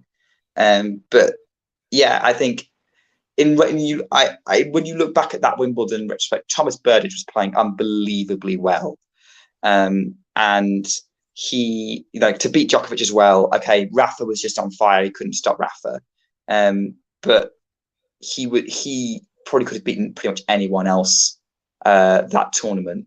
And Berdych would also prove to be a thorn in Federer's side, because he beat him at the US Open a couple of years later at the same stage. I think, I don't know what it was about his game, but I think on his day, he was definitely capable of beating anyone in the world. And that's what happened in this quarterfinal. Yeah. And to be honest with you, the one final thing on this, it was only his second, as I've just highlighted there. It was only his second defeat since 2002. So that's 9 Wimbledons over 8 years. And I guess, let's say about 60 odd matches, I would imagine. And he only lost to Rafa Nadal once. And so, of course, it was the first person to beat him other than Rafa Nadal since 2002 at Wimbledon. And also, just coming back to that 2009 point there, 12 travel 21, also agrees with you, Nick, that it was just kind of even harder for Roddick, bearing in mind how much better he probably was for 5 hours of that match, pretty much. Anyway, 2010 soon becomes 2011. See how good I am with the maths. Federer at Wimbledon also gets stunned again. This time it's Tsonga, also in the quarterfinals, over 5 sets. Tsonga, of course, was beginning to build himself a reputation at slams. He was regularly featuring in the latter stages. I think he got to the final of Australian Open in 2008. And in fact, he was pretty good on all courts, on all surfaces, I would suggest. Grass as well. He used to go quite deep at Wimbledon on quite a few occasions. And Tsonga said it's just amazing. Yeah, and actually, Tsonga's a decent grass court player, because he's 2-time Wimbledon semi-finalist and Queen's finalist as well. Lost to Murray. I think it might have been that year actually. But that match, that's the first time Federer had ever lost from 2 sets to love down, 2 sets to love up in a match. First time in his career lost from 2 sets to love up. What happened then? Was he injured? No, so he wins the first sets 6-3, 7-6. And then somehow manages to lose 6-4, 3 on the bounce. Tsonga played amazing. Tsonga just played incredible tennis, because really he broke early in almost all those sets and then held on. Federer held on. He wasn't really threatened on any other service games other than the ones he got broken in. It was the kind of performance you would expect from a big 3 player from Tsonga, to be honest. But for some reason, I think Tsonga had this incredibly high ceiling that he just couldn't consistently hit. And so he got a set off Djokovic in the semis, I think. But Djokovic was probably a completely different challenge at that point. But yeah, it was just Tsonga played incredible tennis for 3 sets. And there wasn't a lot Federer could do. And I think it says something about this period that Federer was only losing at Wimbledon to players who were just redlining, a bit like when Nadal lost to Soderling in the Roland Garros 2009, which you talked about earlier. Yeah, absolutely. So Tsonga does that to him in 2011, but Federer once again bounces back and this time plays a certain Scotsman in the final of 2012. They would, of course, go on to play each other at the Olympics a few weeks later, and Murray would win that, if you like, and exact revenge for his defeat in the 2012 final. What are your memories of the 2012 final? The 2012 final, I remember watching it and I was glad Murray was supporting Federer, by the way? Oh, I was so torn. Okay. I mean, I am Federer first.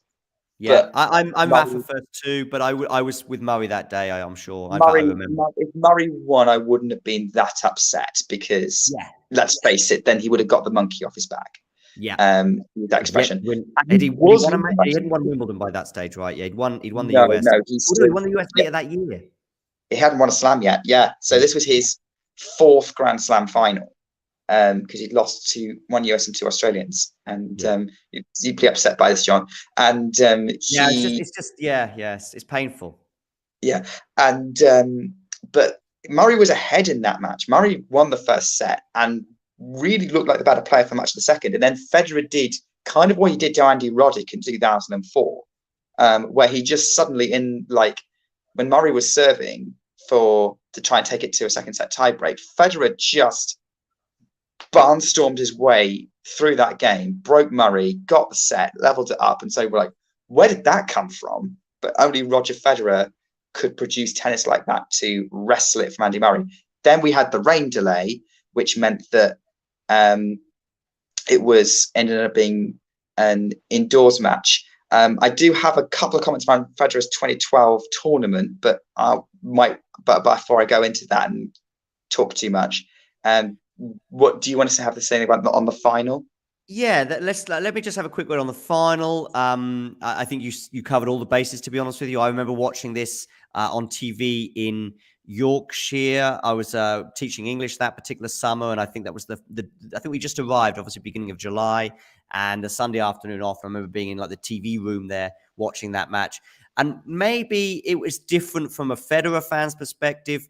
My sense was, despite the advantage that Murray had eked out at times and how well he was playing, it was just Federer at Wimbledon and Federer in the final, and Andy Murray in the final too. It wasn't Rafa, it wasn't Djokovic as it would become. I just always thought that he would go on to win that. Tell me a bit about earlier on in the tournament for him in 2012. To be honest, Federer was very close to going out because he nearly got upset by Julian Benneteau in round 3 or round 4. Had to go 5. I think he had to come from 2 sets to love down and had a very late finish to turn that one around. And then after that, he just seemed to kind of recover himself a bit and make his way through the tournament. The main one I wanted to mention was, because I don't think it gets mentioned enough, is that 2012 semi-final against Djokovic, because he beat Djokovic. And people forget that the head-to-head at Wimbledon feels like it's massively in Djokovic's favor, and actually Federer did get a win off him, and it was a really good semi-final performance from Federer, especially since Djokovic had reached the last 4 consecutive slam finals. He was the heavy favorite to do it again, and he was the defending champion by that point. So but Federer put in an incredible performance. Djokovic put up a really good fight, and but at the end Federer just outplayed him in that semi-final indoors, which is in conditions that they're fairly even on between the two of them in their head-to-head. But I remember watching that match, and again, as a Federer fan, being like, oh my word, he's beating Djokovic. It's a good match and he's beating Djokovic. And this is amazing. So I just wanted to kind of touch on that as sort of like the forgotten big win of it's the only time he beat. I mean, they didn't play a lot, but I think it's the only time he did beat Djokovic on grass, never mind at Wimbledon. They had 4 matches on grass in total, so not a huge sample size, if you like. and Djokovic leads that head-to-head 3-1. I think 3 of the four matches were in finals at Wimbledon. I think Djokovic won all 3, and this, of course, was the semi-final that he managed to win. So, of course, it's 3-1, boom, boom, boom, but you'd still have to say, well, Djokovic has the better of that rivalry on that surface overall, at least in terms of the head-to-head. But that's really a good point that he obviously beat Djokovic and also that he nearly went out early on in the tournament. Next year, he comes up against a guy who is still on the tour to this day, I believe, right? Well, he's officially still on the tour, although he's currently fighting on the front lines in Ukraine. Right, yes. But officially still, I think when that's all done, he'll probably go back to playing. He might go back to playing tennis, but he's still technically active, yes. Yeah, I think he's 36. So, he's 36 right now. Interestingly, on the ATP website, okay, this is just me looking right now. I'm looking at, first of all, their head-to-head is 1 each. Fair enough. Federer's ranking on the ATP website is currently 0. So I don't know whether that's the highest or the lowest he could ever possibly be. Stakhovsky still has a ranking, despite being on the front lines in Ukraine. He's at 614. The most remarkable statistic, though, even more remarkable that they have a head-to-head 1 each, I would suggest, is that Stakhovsky's age is 36, but Roger Federer doesn't have an age on their website. It's just blank. The man is ageless. Have you not looked at him? Well, maybe he's a ghost. I don't know. Well, we've got a ghost, of course, in the chat who comes up with old Stakhovsky there. But anyway, yeah, so that's an interesting point. But yeah, so he crashes out to him in 4 sets. Yeah. I didn't go back and watch that match. It was a painful defeat from the perspective of a Federer fan, because I thought he'd get it, but somehow Sergei Stakhovsky serve-volleyed his way to victory. And Federer wasn't having a good year in 2013 anyway. He was dealing with some back problems. He was trying to also at the time switch to a bigger racket head, which needs some adjusting to. It wasn't in retrospect a big surprise, but still at Wimbledon, you would have thought he'd go a bit further. And fair credit to Stakhovsky, he played really well, but Federer wasn't quite right. He was making quite a lot of errors that day and just keeping Stakhovsky in the match. And Stakhovsky just took full advantage and fair play to him. On Federer's back injury in 2013, did you hear how he got it? No. Apparently, he got it when bathing his kids. Oh, it was like a dad injury. Yeah, genuinely did his back in while giving his baby kids a bath. I'm going to bring this up here from Ghost, because obviously that's the point I just touched on. I've actually just managed to now share it as well. So we've got this 1-1, which is remarkable. We've got Federer's ranking of 0, almost more remarkable than Stakhovsky. Only thing more remarkable is that Stakhovsky has managed to maintain his ranking whilst being on the front lines in Ukraine. And then, of course, we've got the age here of Stakhovsky. And like I say, Federer has a date of birth, but he doesn't have an age. And I noticed as well, actually, on the mobile phone version, it's just blank.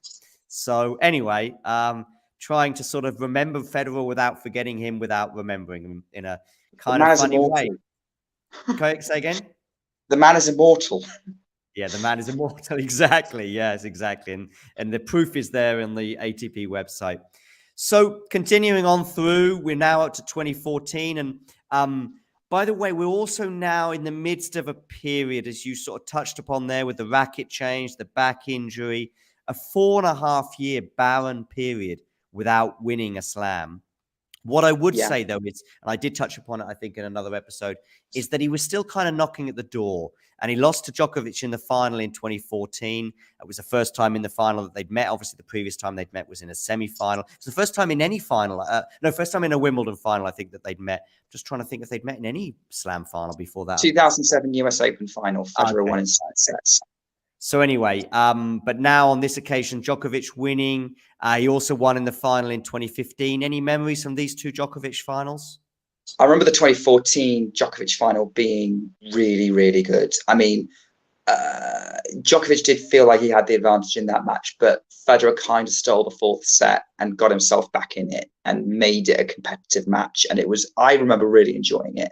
I was about to go to university at the time, and it was, I was really getting into a bit more into tennis, but it was like one of the 3 big matches of the year in terms of candidates for match of the year. The other 2 being Wawrinka Djokovic in the Australian, and then Federer Wawrinka at the Tour finals later that year, which is a notoriety to that match.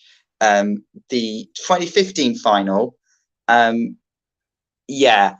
think I actually remember that final being more in the context of the semi-final that Federer played against Andy Murray, because Federer beat Murray in straight sets. Murray threw everything he had at Federer, and it just wasn't working. Federer was the epic game of like 20 minutes and 1,000 deuces. Kind of right near the end of the third set. Kind of like Murray tried to stand his ground a bit to try and drag them up to kind of continue the match. But Federer, I think that people talk about that US Open final he had against Leighton Hewitt, which we'll probably talk about with Jack tomorrow. But I think that's the most perfect match I've seen from Federer live. Murray good enough to play to get a few games off him each set, but Federer just showed he was the vastly superior grass court player.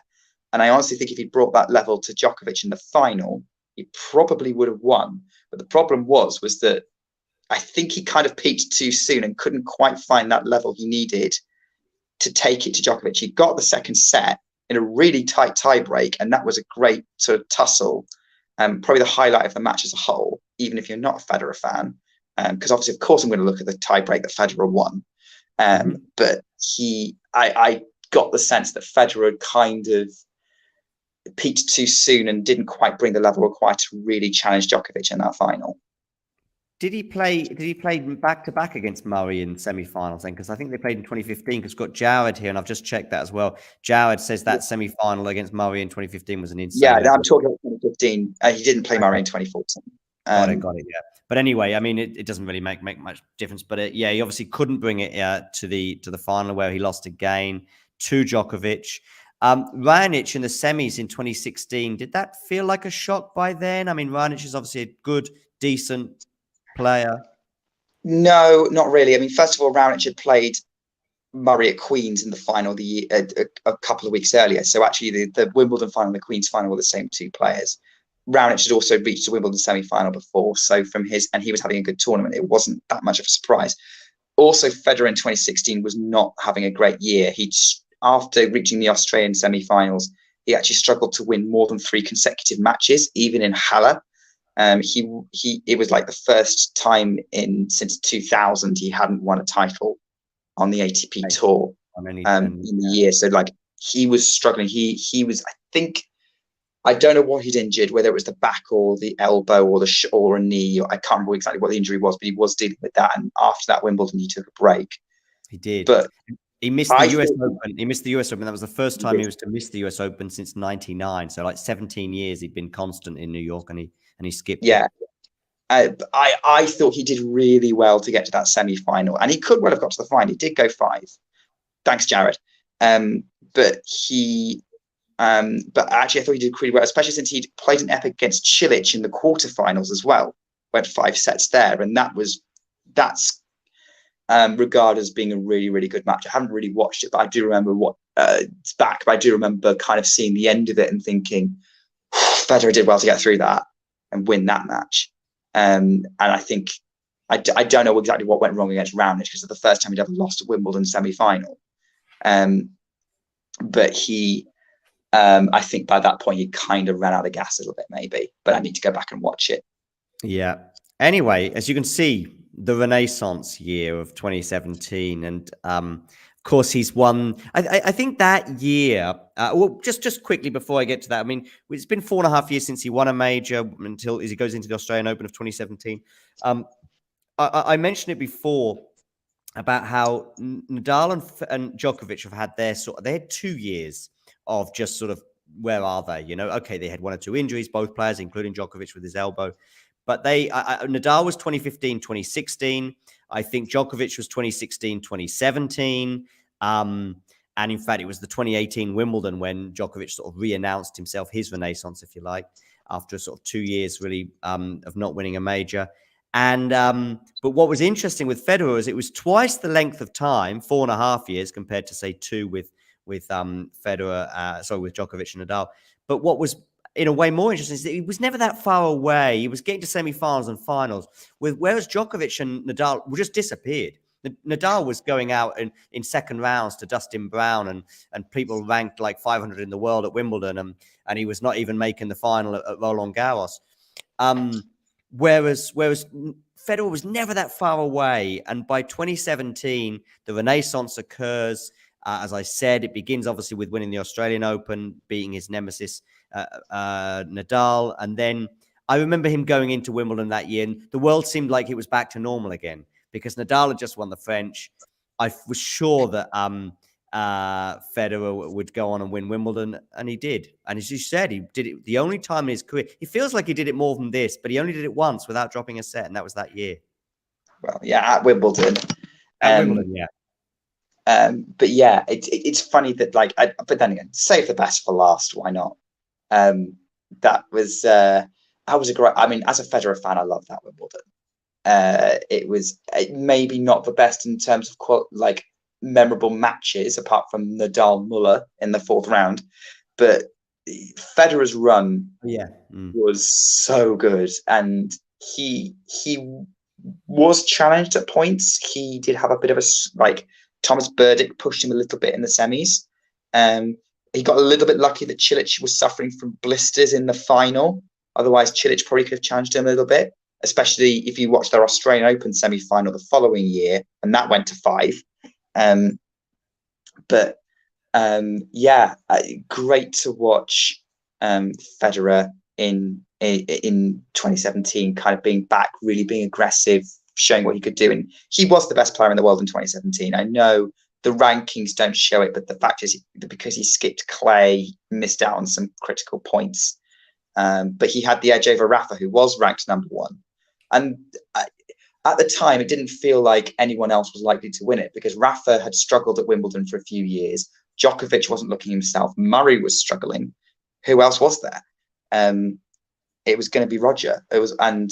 That match point where he won, and that look of just utter relief of, yes, I've done it again. I finally got another Wimbledon.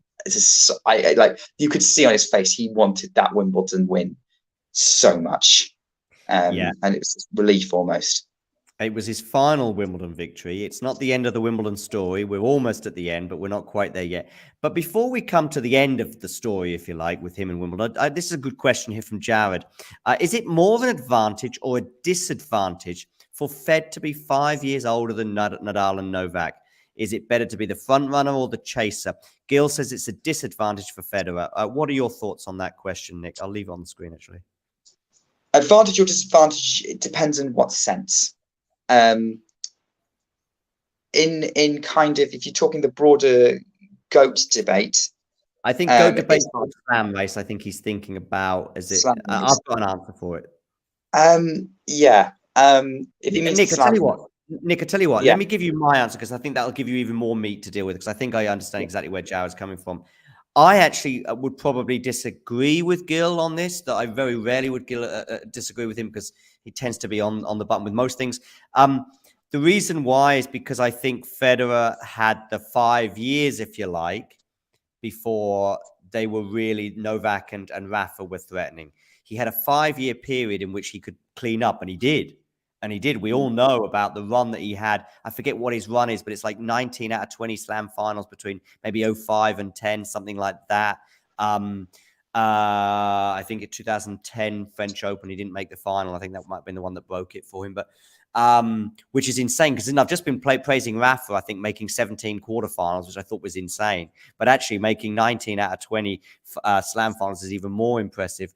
And I think he had, and of course, even Djokovic. I heard Gil himself talk about Medvedev. Medvedev pre-2019 is different. So when he looks at Medvedev's head-to-heads, he doesn't really give a lot of weight to the if it's 3-all, but the first 3 were losses pre-2019. He gives a lot more weight to the 3 victories that Medvedev's got on the balance because he's a different player now than what he was in 2018. You know, you could say the same perhaps with players like Dominic Thiem, and with the same argument applied, but in a different context. With this is that Djokovic wasn't Djokovic until 2011. So that means Federer has 10 years almost on Djokovic. Nadal didn't arrive until 2005 and wasn't a threat at Wimbledon until 2006. He'd already got 3 Wimbledons under his belt, so to speak. So, and he was rarely injured as well. I mean, okay, he's had these injuries in the last 3 years, but it wasn't until then he really barely missed a beat. I mean, he missed the US Open of 2016, but that was about it. So my argument is, I think, rather than having Nadal and Djokovic have pretty much been together. I mean, they're obviously only like 11 months apart in terms of their age. Nadal had a slight advantage in that Djokovic wasn't Djokovic, as I said, until 2011. But they've all had to contend with each other. But then they've all pushed each other too. And I don't, as a Nadal fan, subscribe to the idea of, if one or the other wasn't around, you know, they'd have won another 5 slams. It also wouldn't have been anywhere near as much fun. The reason why it's so interesting and it's so much fun and there's so much debate to be had both in pubs and social media alike is because they're all here. If they're not here and Nadal has 10 more slams than everyone else and he's got 4 or 5 Wimbledons and 4 or 5 Australian Opens and so on and so forth, it's almost boring, if you like. Yeah. Anyway, what are your thoughts? Yeah, I would agree with you in terms of counting the slam race. I think you've put it better than I could have. I think my answer was going to be more in terms of head-to-head. Sure. Between Federer and the other 2. I think Federer and Nadal you can compare because Nadal broke through at such a young age. He was Federer's rival and Federer still rose above it during most of his dominant period, 2004 being the only exception. But even then, like if we're talking about Federer in the 2010s now, we're comparing him to Djokovic. Federer played almost differently from 10 years before. About peaks. We're also talking about peak Federer against peak Djokovic. We probably didn't see in the same way that we saw peak Nadal against peak Djokovic. We never really saw that. We never really saw that. Like, peak Federer hit through his backhand a lot more than the Federer of the sort of the late 2000s, early 2010s. He was a lot more confident in that shot. It's only because Rafa got in his head that he lost confidence in it a little bit and had to rediscover it by 2017. I might be a controversial take. I'm not sure others would agree with that.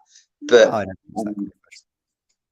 think. I mean, I like I said, I think the nutshell is really that peak Federer never played peak Djokovic and but Nadal, by the way, is his peak has played peak Federer, and Nadal at his peak has played peak Djokovic. So I think that makes Nadal the greatest of all time. So that was quite easy. No one will be clipping this. Pardon? That's the conclusion of Federer week. That Nadal is the greatest. There you go. Nadal's the greatest. It can only possibly be.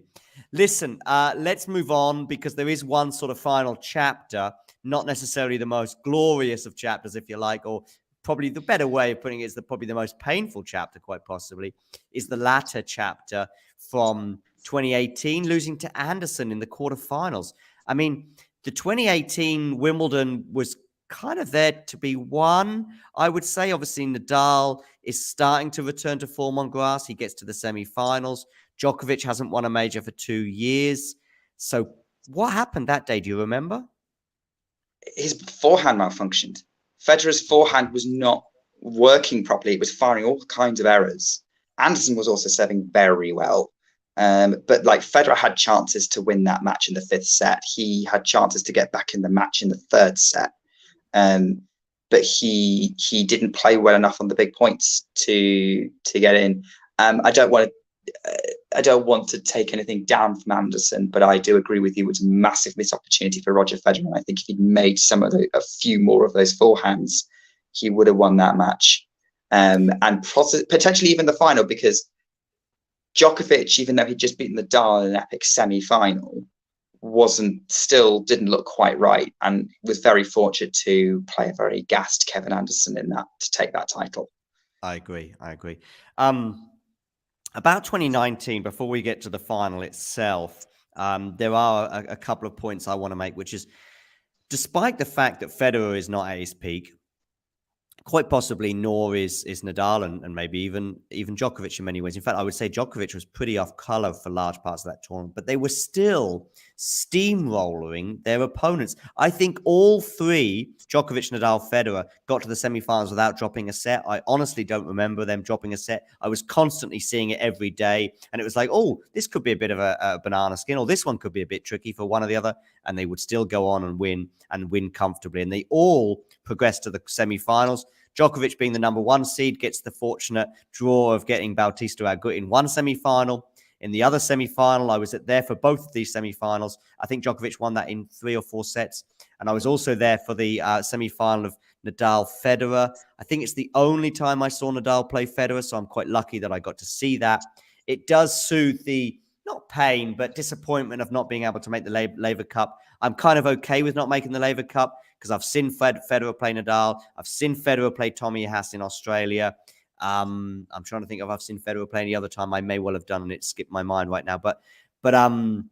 So I've managed to see them play each other, and I've seen Federer play and realized just how good he is up close. 2019 semi-final against Rafa.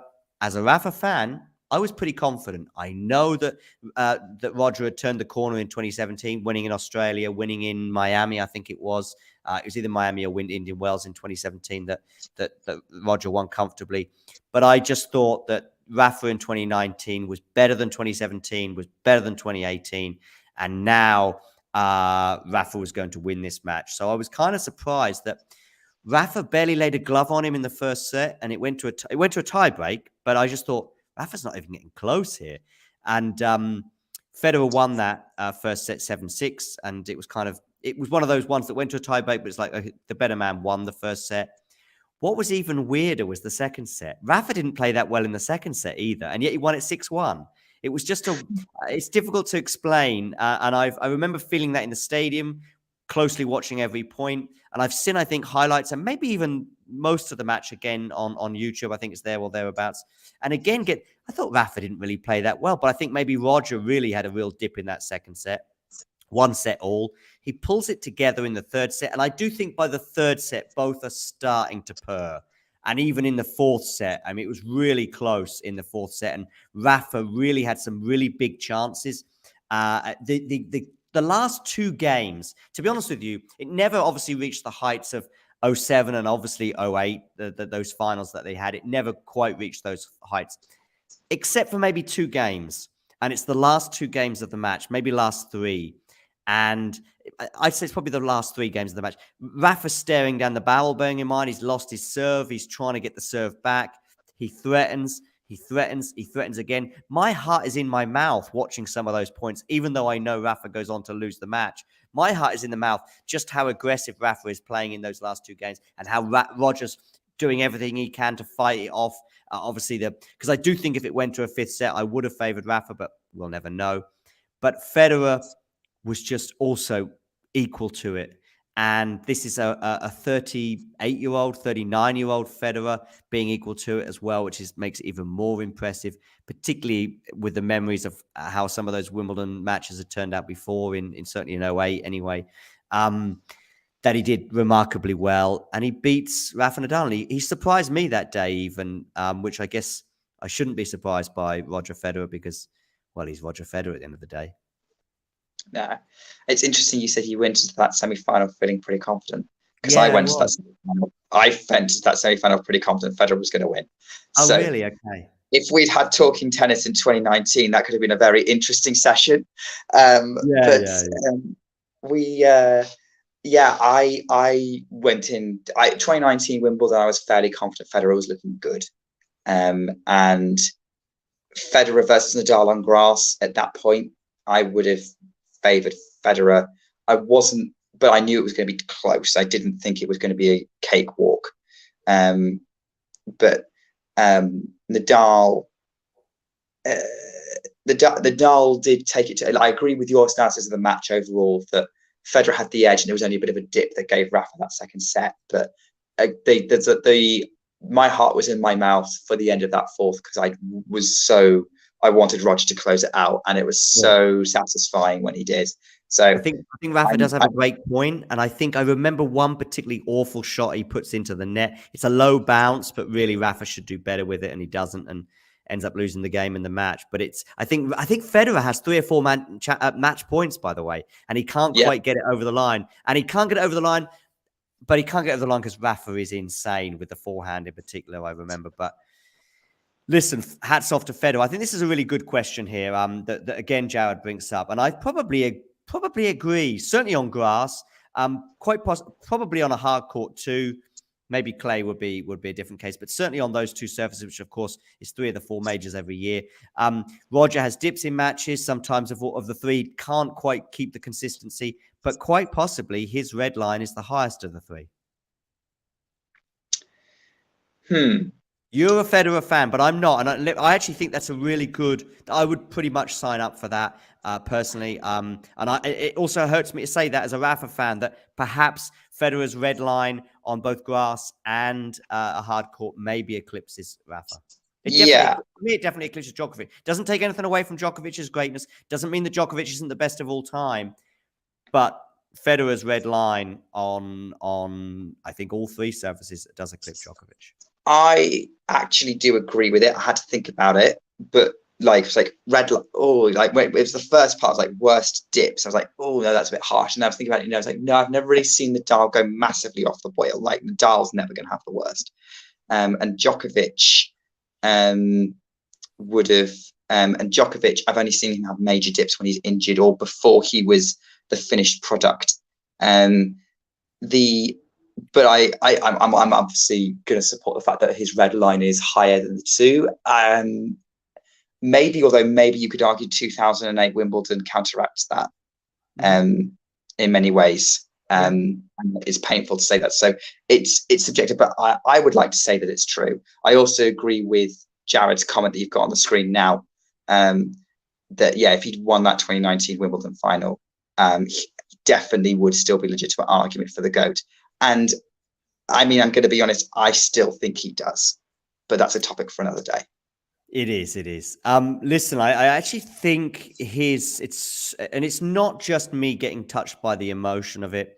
I do think I have seen some more powerful arguments than I recognized before regarding his GOAT status. And I don't mean the beauty of the way he plays the game and his gentlemanly conduct and all the other things. I've already known that, and I've already thought, unbelievably aesthetically pleasing nature of his performances. So actually, but it's just some of the levels of dominance he had that neither Rafa or Djokovic could have. Sometimes when Rafa and Djokovic were playing as well. So that really adds to it. I do think that Jared has got a really good point here. That I think he may even have had a stronger argument for not just winning the GOAT debate, but also even closing it off if he'd won the final and then quit.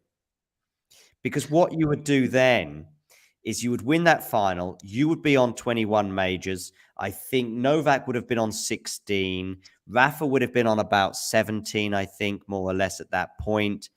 And maybe 18, I'm not sure, but whatever. 18, because he still had to win the US Open. He wins his 19th at the US Open, you're right. So it would have been 21, 18, 16. Very comfortable advantage over Rafa. A very significant advantage over Djokovic. And if he quits and Novak goes on to win 25, well, so be it. But you know what? I quit ahead, if you like, and comfortably ahead. And maybe you went on to win. And if you're a Roger fan, you say, well, you went on win 9 more, but I wasn't there for those 9 more, if you like, if you go on and win 25. So I think if he had won that final and retired the next day, then I think he would have a very, very strong case. Very strong case. Because, of course, not only would it now be currently, I think all 3 would be on 21, or certainly he would be on 21. Okay, Rafa would be on 22, but we all know about the 14 at the French.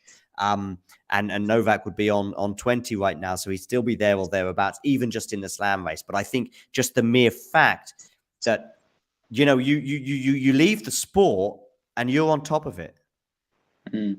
That would change it. And that would change the GOAT debate and the slam race and whatever race. Even if Rafa would go on to win 22 or 23, or Djokovic would go on to win 24 or 25, I think merely winning, beating Djokovic, retiring the next day, I think it would not close it.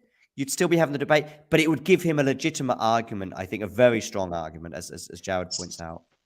Absolutely, and I completely agree with you. I would always argue that if he'd won that final, it'd be up there as maybe his greatest triumph. Completely also agree with Jared that it's the 2019 Wimbledon final is the most devastating loss for any of the big three. That is 100% true.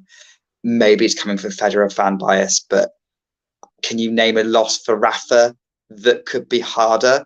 No. Rafa never, by the way, never lost a tournament. Rafa never lost a tournament, never named a Wimbledon final where he held match points in a match, at least until now. So, yeah, I mean, bearing in mind, just a year ago, I remember him facing a match point in Barcelona against Tsitsipas and winning the match. And, you know, it does happen quite often. It's a surprise. So, no, I don't think so. I can tell you the most painful ones for Rafa for me. I actually probably would put, I know the Australian Open, a breakup in the final set, maybe the Djokovic one, 2012. I think Djokovic one 2012 has got worse with time, funny enough. On the actual day, it was like, Rafa will still end up winning lots more slams than Djokovic, and it won't be a debate between those two. It'll still be Rafa and Roger in that debate, if you like. So it didn't really hurt that much at the time. It was just an epic match. The one that, and even 2017, I know it was a breakup to Roger there as well, but no, it's the French Open semi-final of 2021. That was horrible. It was horrible. Oh, yeah. But that we'll have a chat about that another day. Listen, 2019. Roger, 2 match points. We all remember the woman in the crowd. Just quickly, because obviously we've been here almost 2 hours, but we've got so many people, by the way, getting involved right now that it's why I keep going. Great. Good. So with Federer in 2019 in that final, my memories as a somewhat impartial observer, but I've got one eye on the slam race. Do you know who I was supporting that day? I would assume it was Djokovic. Yeah, just because I'm just thinking about the slam race. I don't care. I would have done the same thing in your position. I have totally supported Djokovic against Rafa for the slam race. Because you're just thinking about the slam race. It didn't mean I didn't feel very sad for Roger in the way it turned out. And I think Chris Clary as well says that this was the most painful defeat of Federer's career. And back to the question, by the way, there is no match I can think of, no match that either Djokovic or Nadal. If Djokovic or Nadal perhaps had lost a 2-set lead in a final, that may have felt that bad. And if Nadal had gone on to lose that 0-8 one, but he didn't, so it didn't really get there. But my thoughts about the match, and I'll come to your thoughts. There was only one person playing anywhere near their best that day, and that was Roger Federer. Roger Federer was easily the better player. As you can see, the 3 sets that Novak won were all tie breaks. And not only that, the sets that he lost badly. I remember one was, I think, 6-1, was it perhaps? 6-1, 6-2, 6-1. Yeah, and it was so bad. It was so bad that it felt like a tank from I don't mean that as in like, it felt like he was trying to save energy or just, he seemed so flat, so off it. It was just bizarre. That's not taking anything away from Federer, but that's how that felt, that second set. I think Djokovic won the first set, didn't he? 7-6. Felt a bit lucky for something. I'm going on feelings here more than anything else. I was actually working that day and I had it on a screen at work when we used to go to the office, but I was paying more attention to the match than I was to work, put it that way. Yeah. I that's exactly how I felt watching it. It felt like Federer was producing all of the magic and somehow Djokovic was dragging it to 5. Federer should have won that first set. He was playing so much better, and in the end he fluffed the tiebreak. He didn't play well. He did not play a very good first set tiebreak.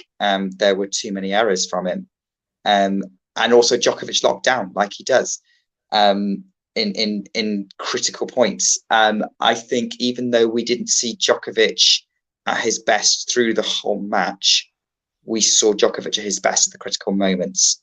A bit like some of the other matches we've discussed tonight from Federer's side. Djokovic full on deserved that third set.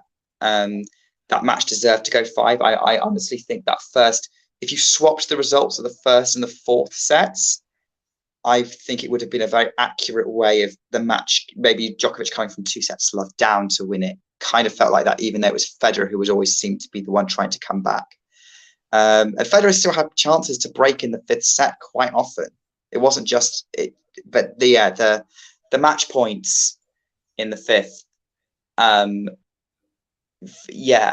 Federer, one was a Djokovic return, a legendary Djokovic return, and one was Federer putting a forehand volley wide that I think he should have made. And but again, I find it hard to say things like that because I'm not a professional tennis player. If you put me in that situation, that ball wouldn't even have made wouldn't have even hit the other tram line. It wouldn't have even made the doubles court. So that's what makes it a tough loss. The Federer played so well and didn't win. But credit to Djokovic for the way he played on those match points in those tie breaks, saving break points on his serve later on in the 5th set. As the match went on, Djokovic got better. And I remember Federer was a double break up in the 4th, and Djokovic got one of the breaks back. And that was the first time he'd broken Federer in the match. And I remember thinking, he's in this now. Because I felt that before that, if Federer had won by that double break, he had the 5th. I was confident he was going to win the 5th. Djokovic now had momentum. Even if Federer won the set, Djokovic now had momentum. And he was going to take it to Federer. And then my last point on the match, I think I actually came away from it now ready to accept Djokovic as the greatest.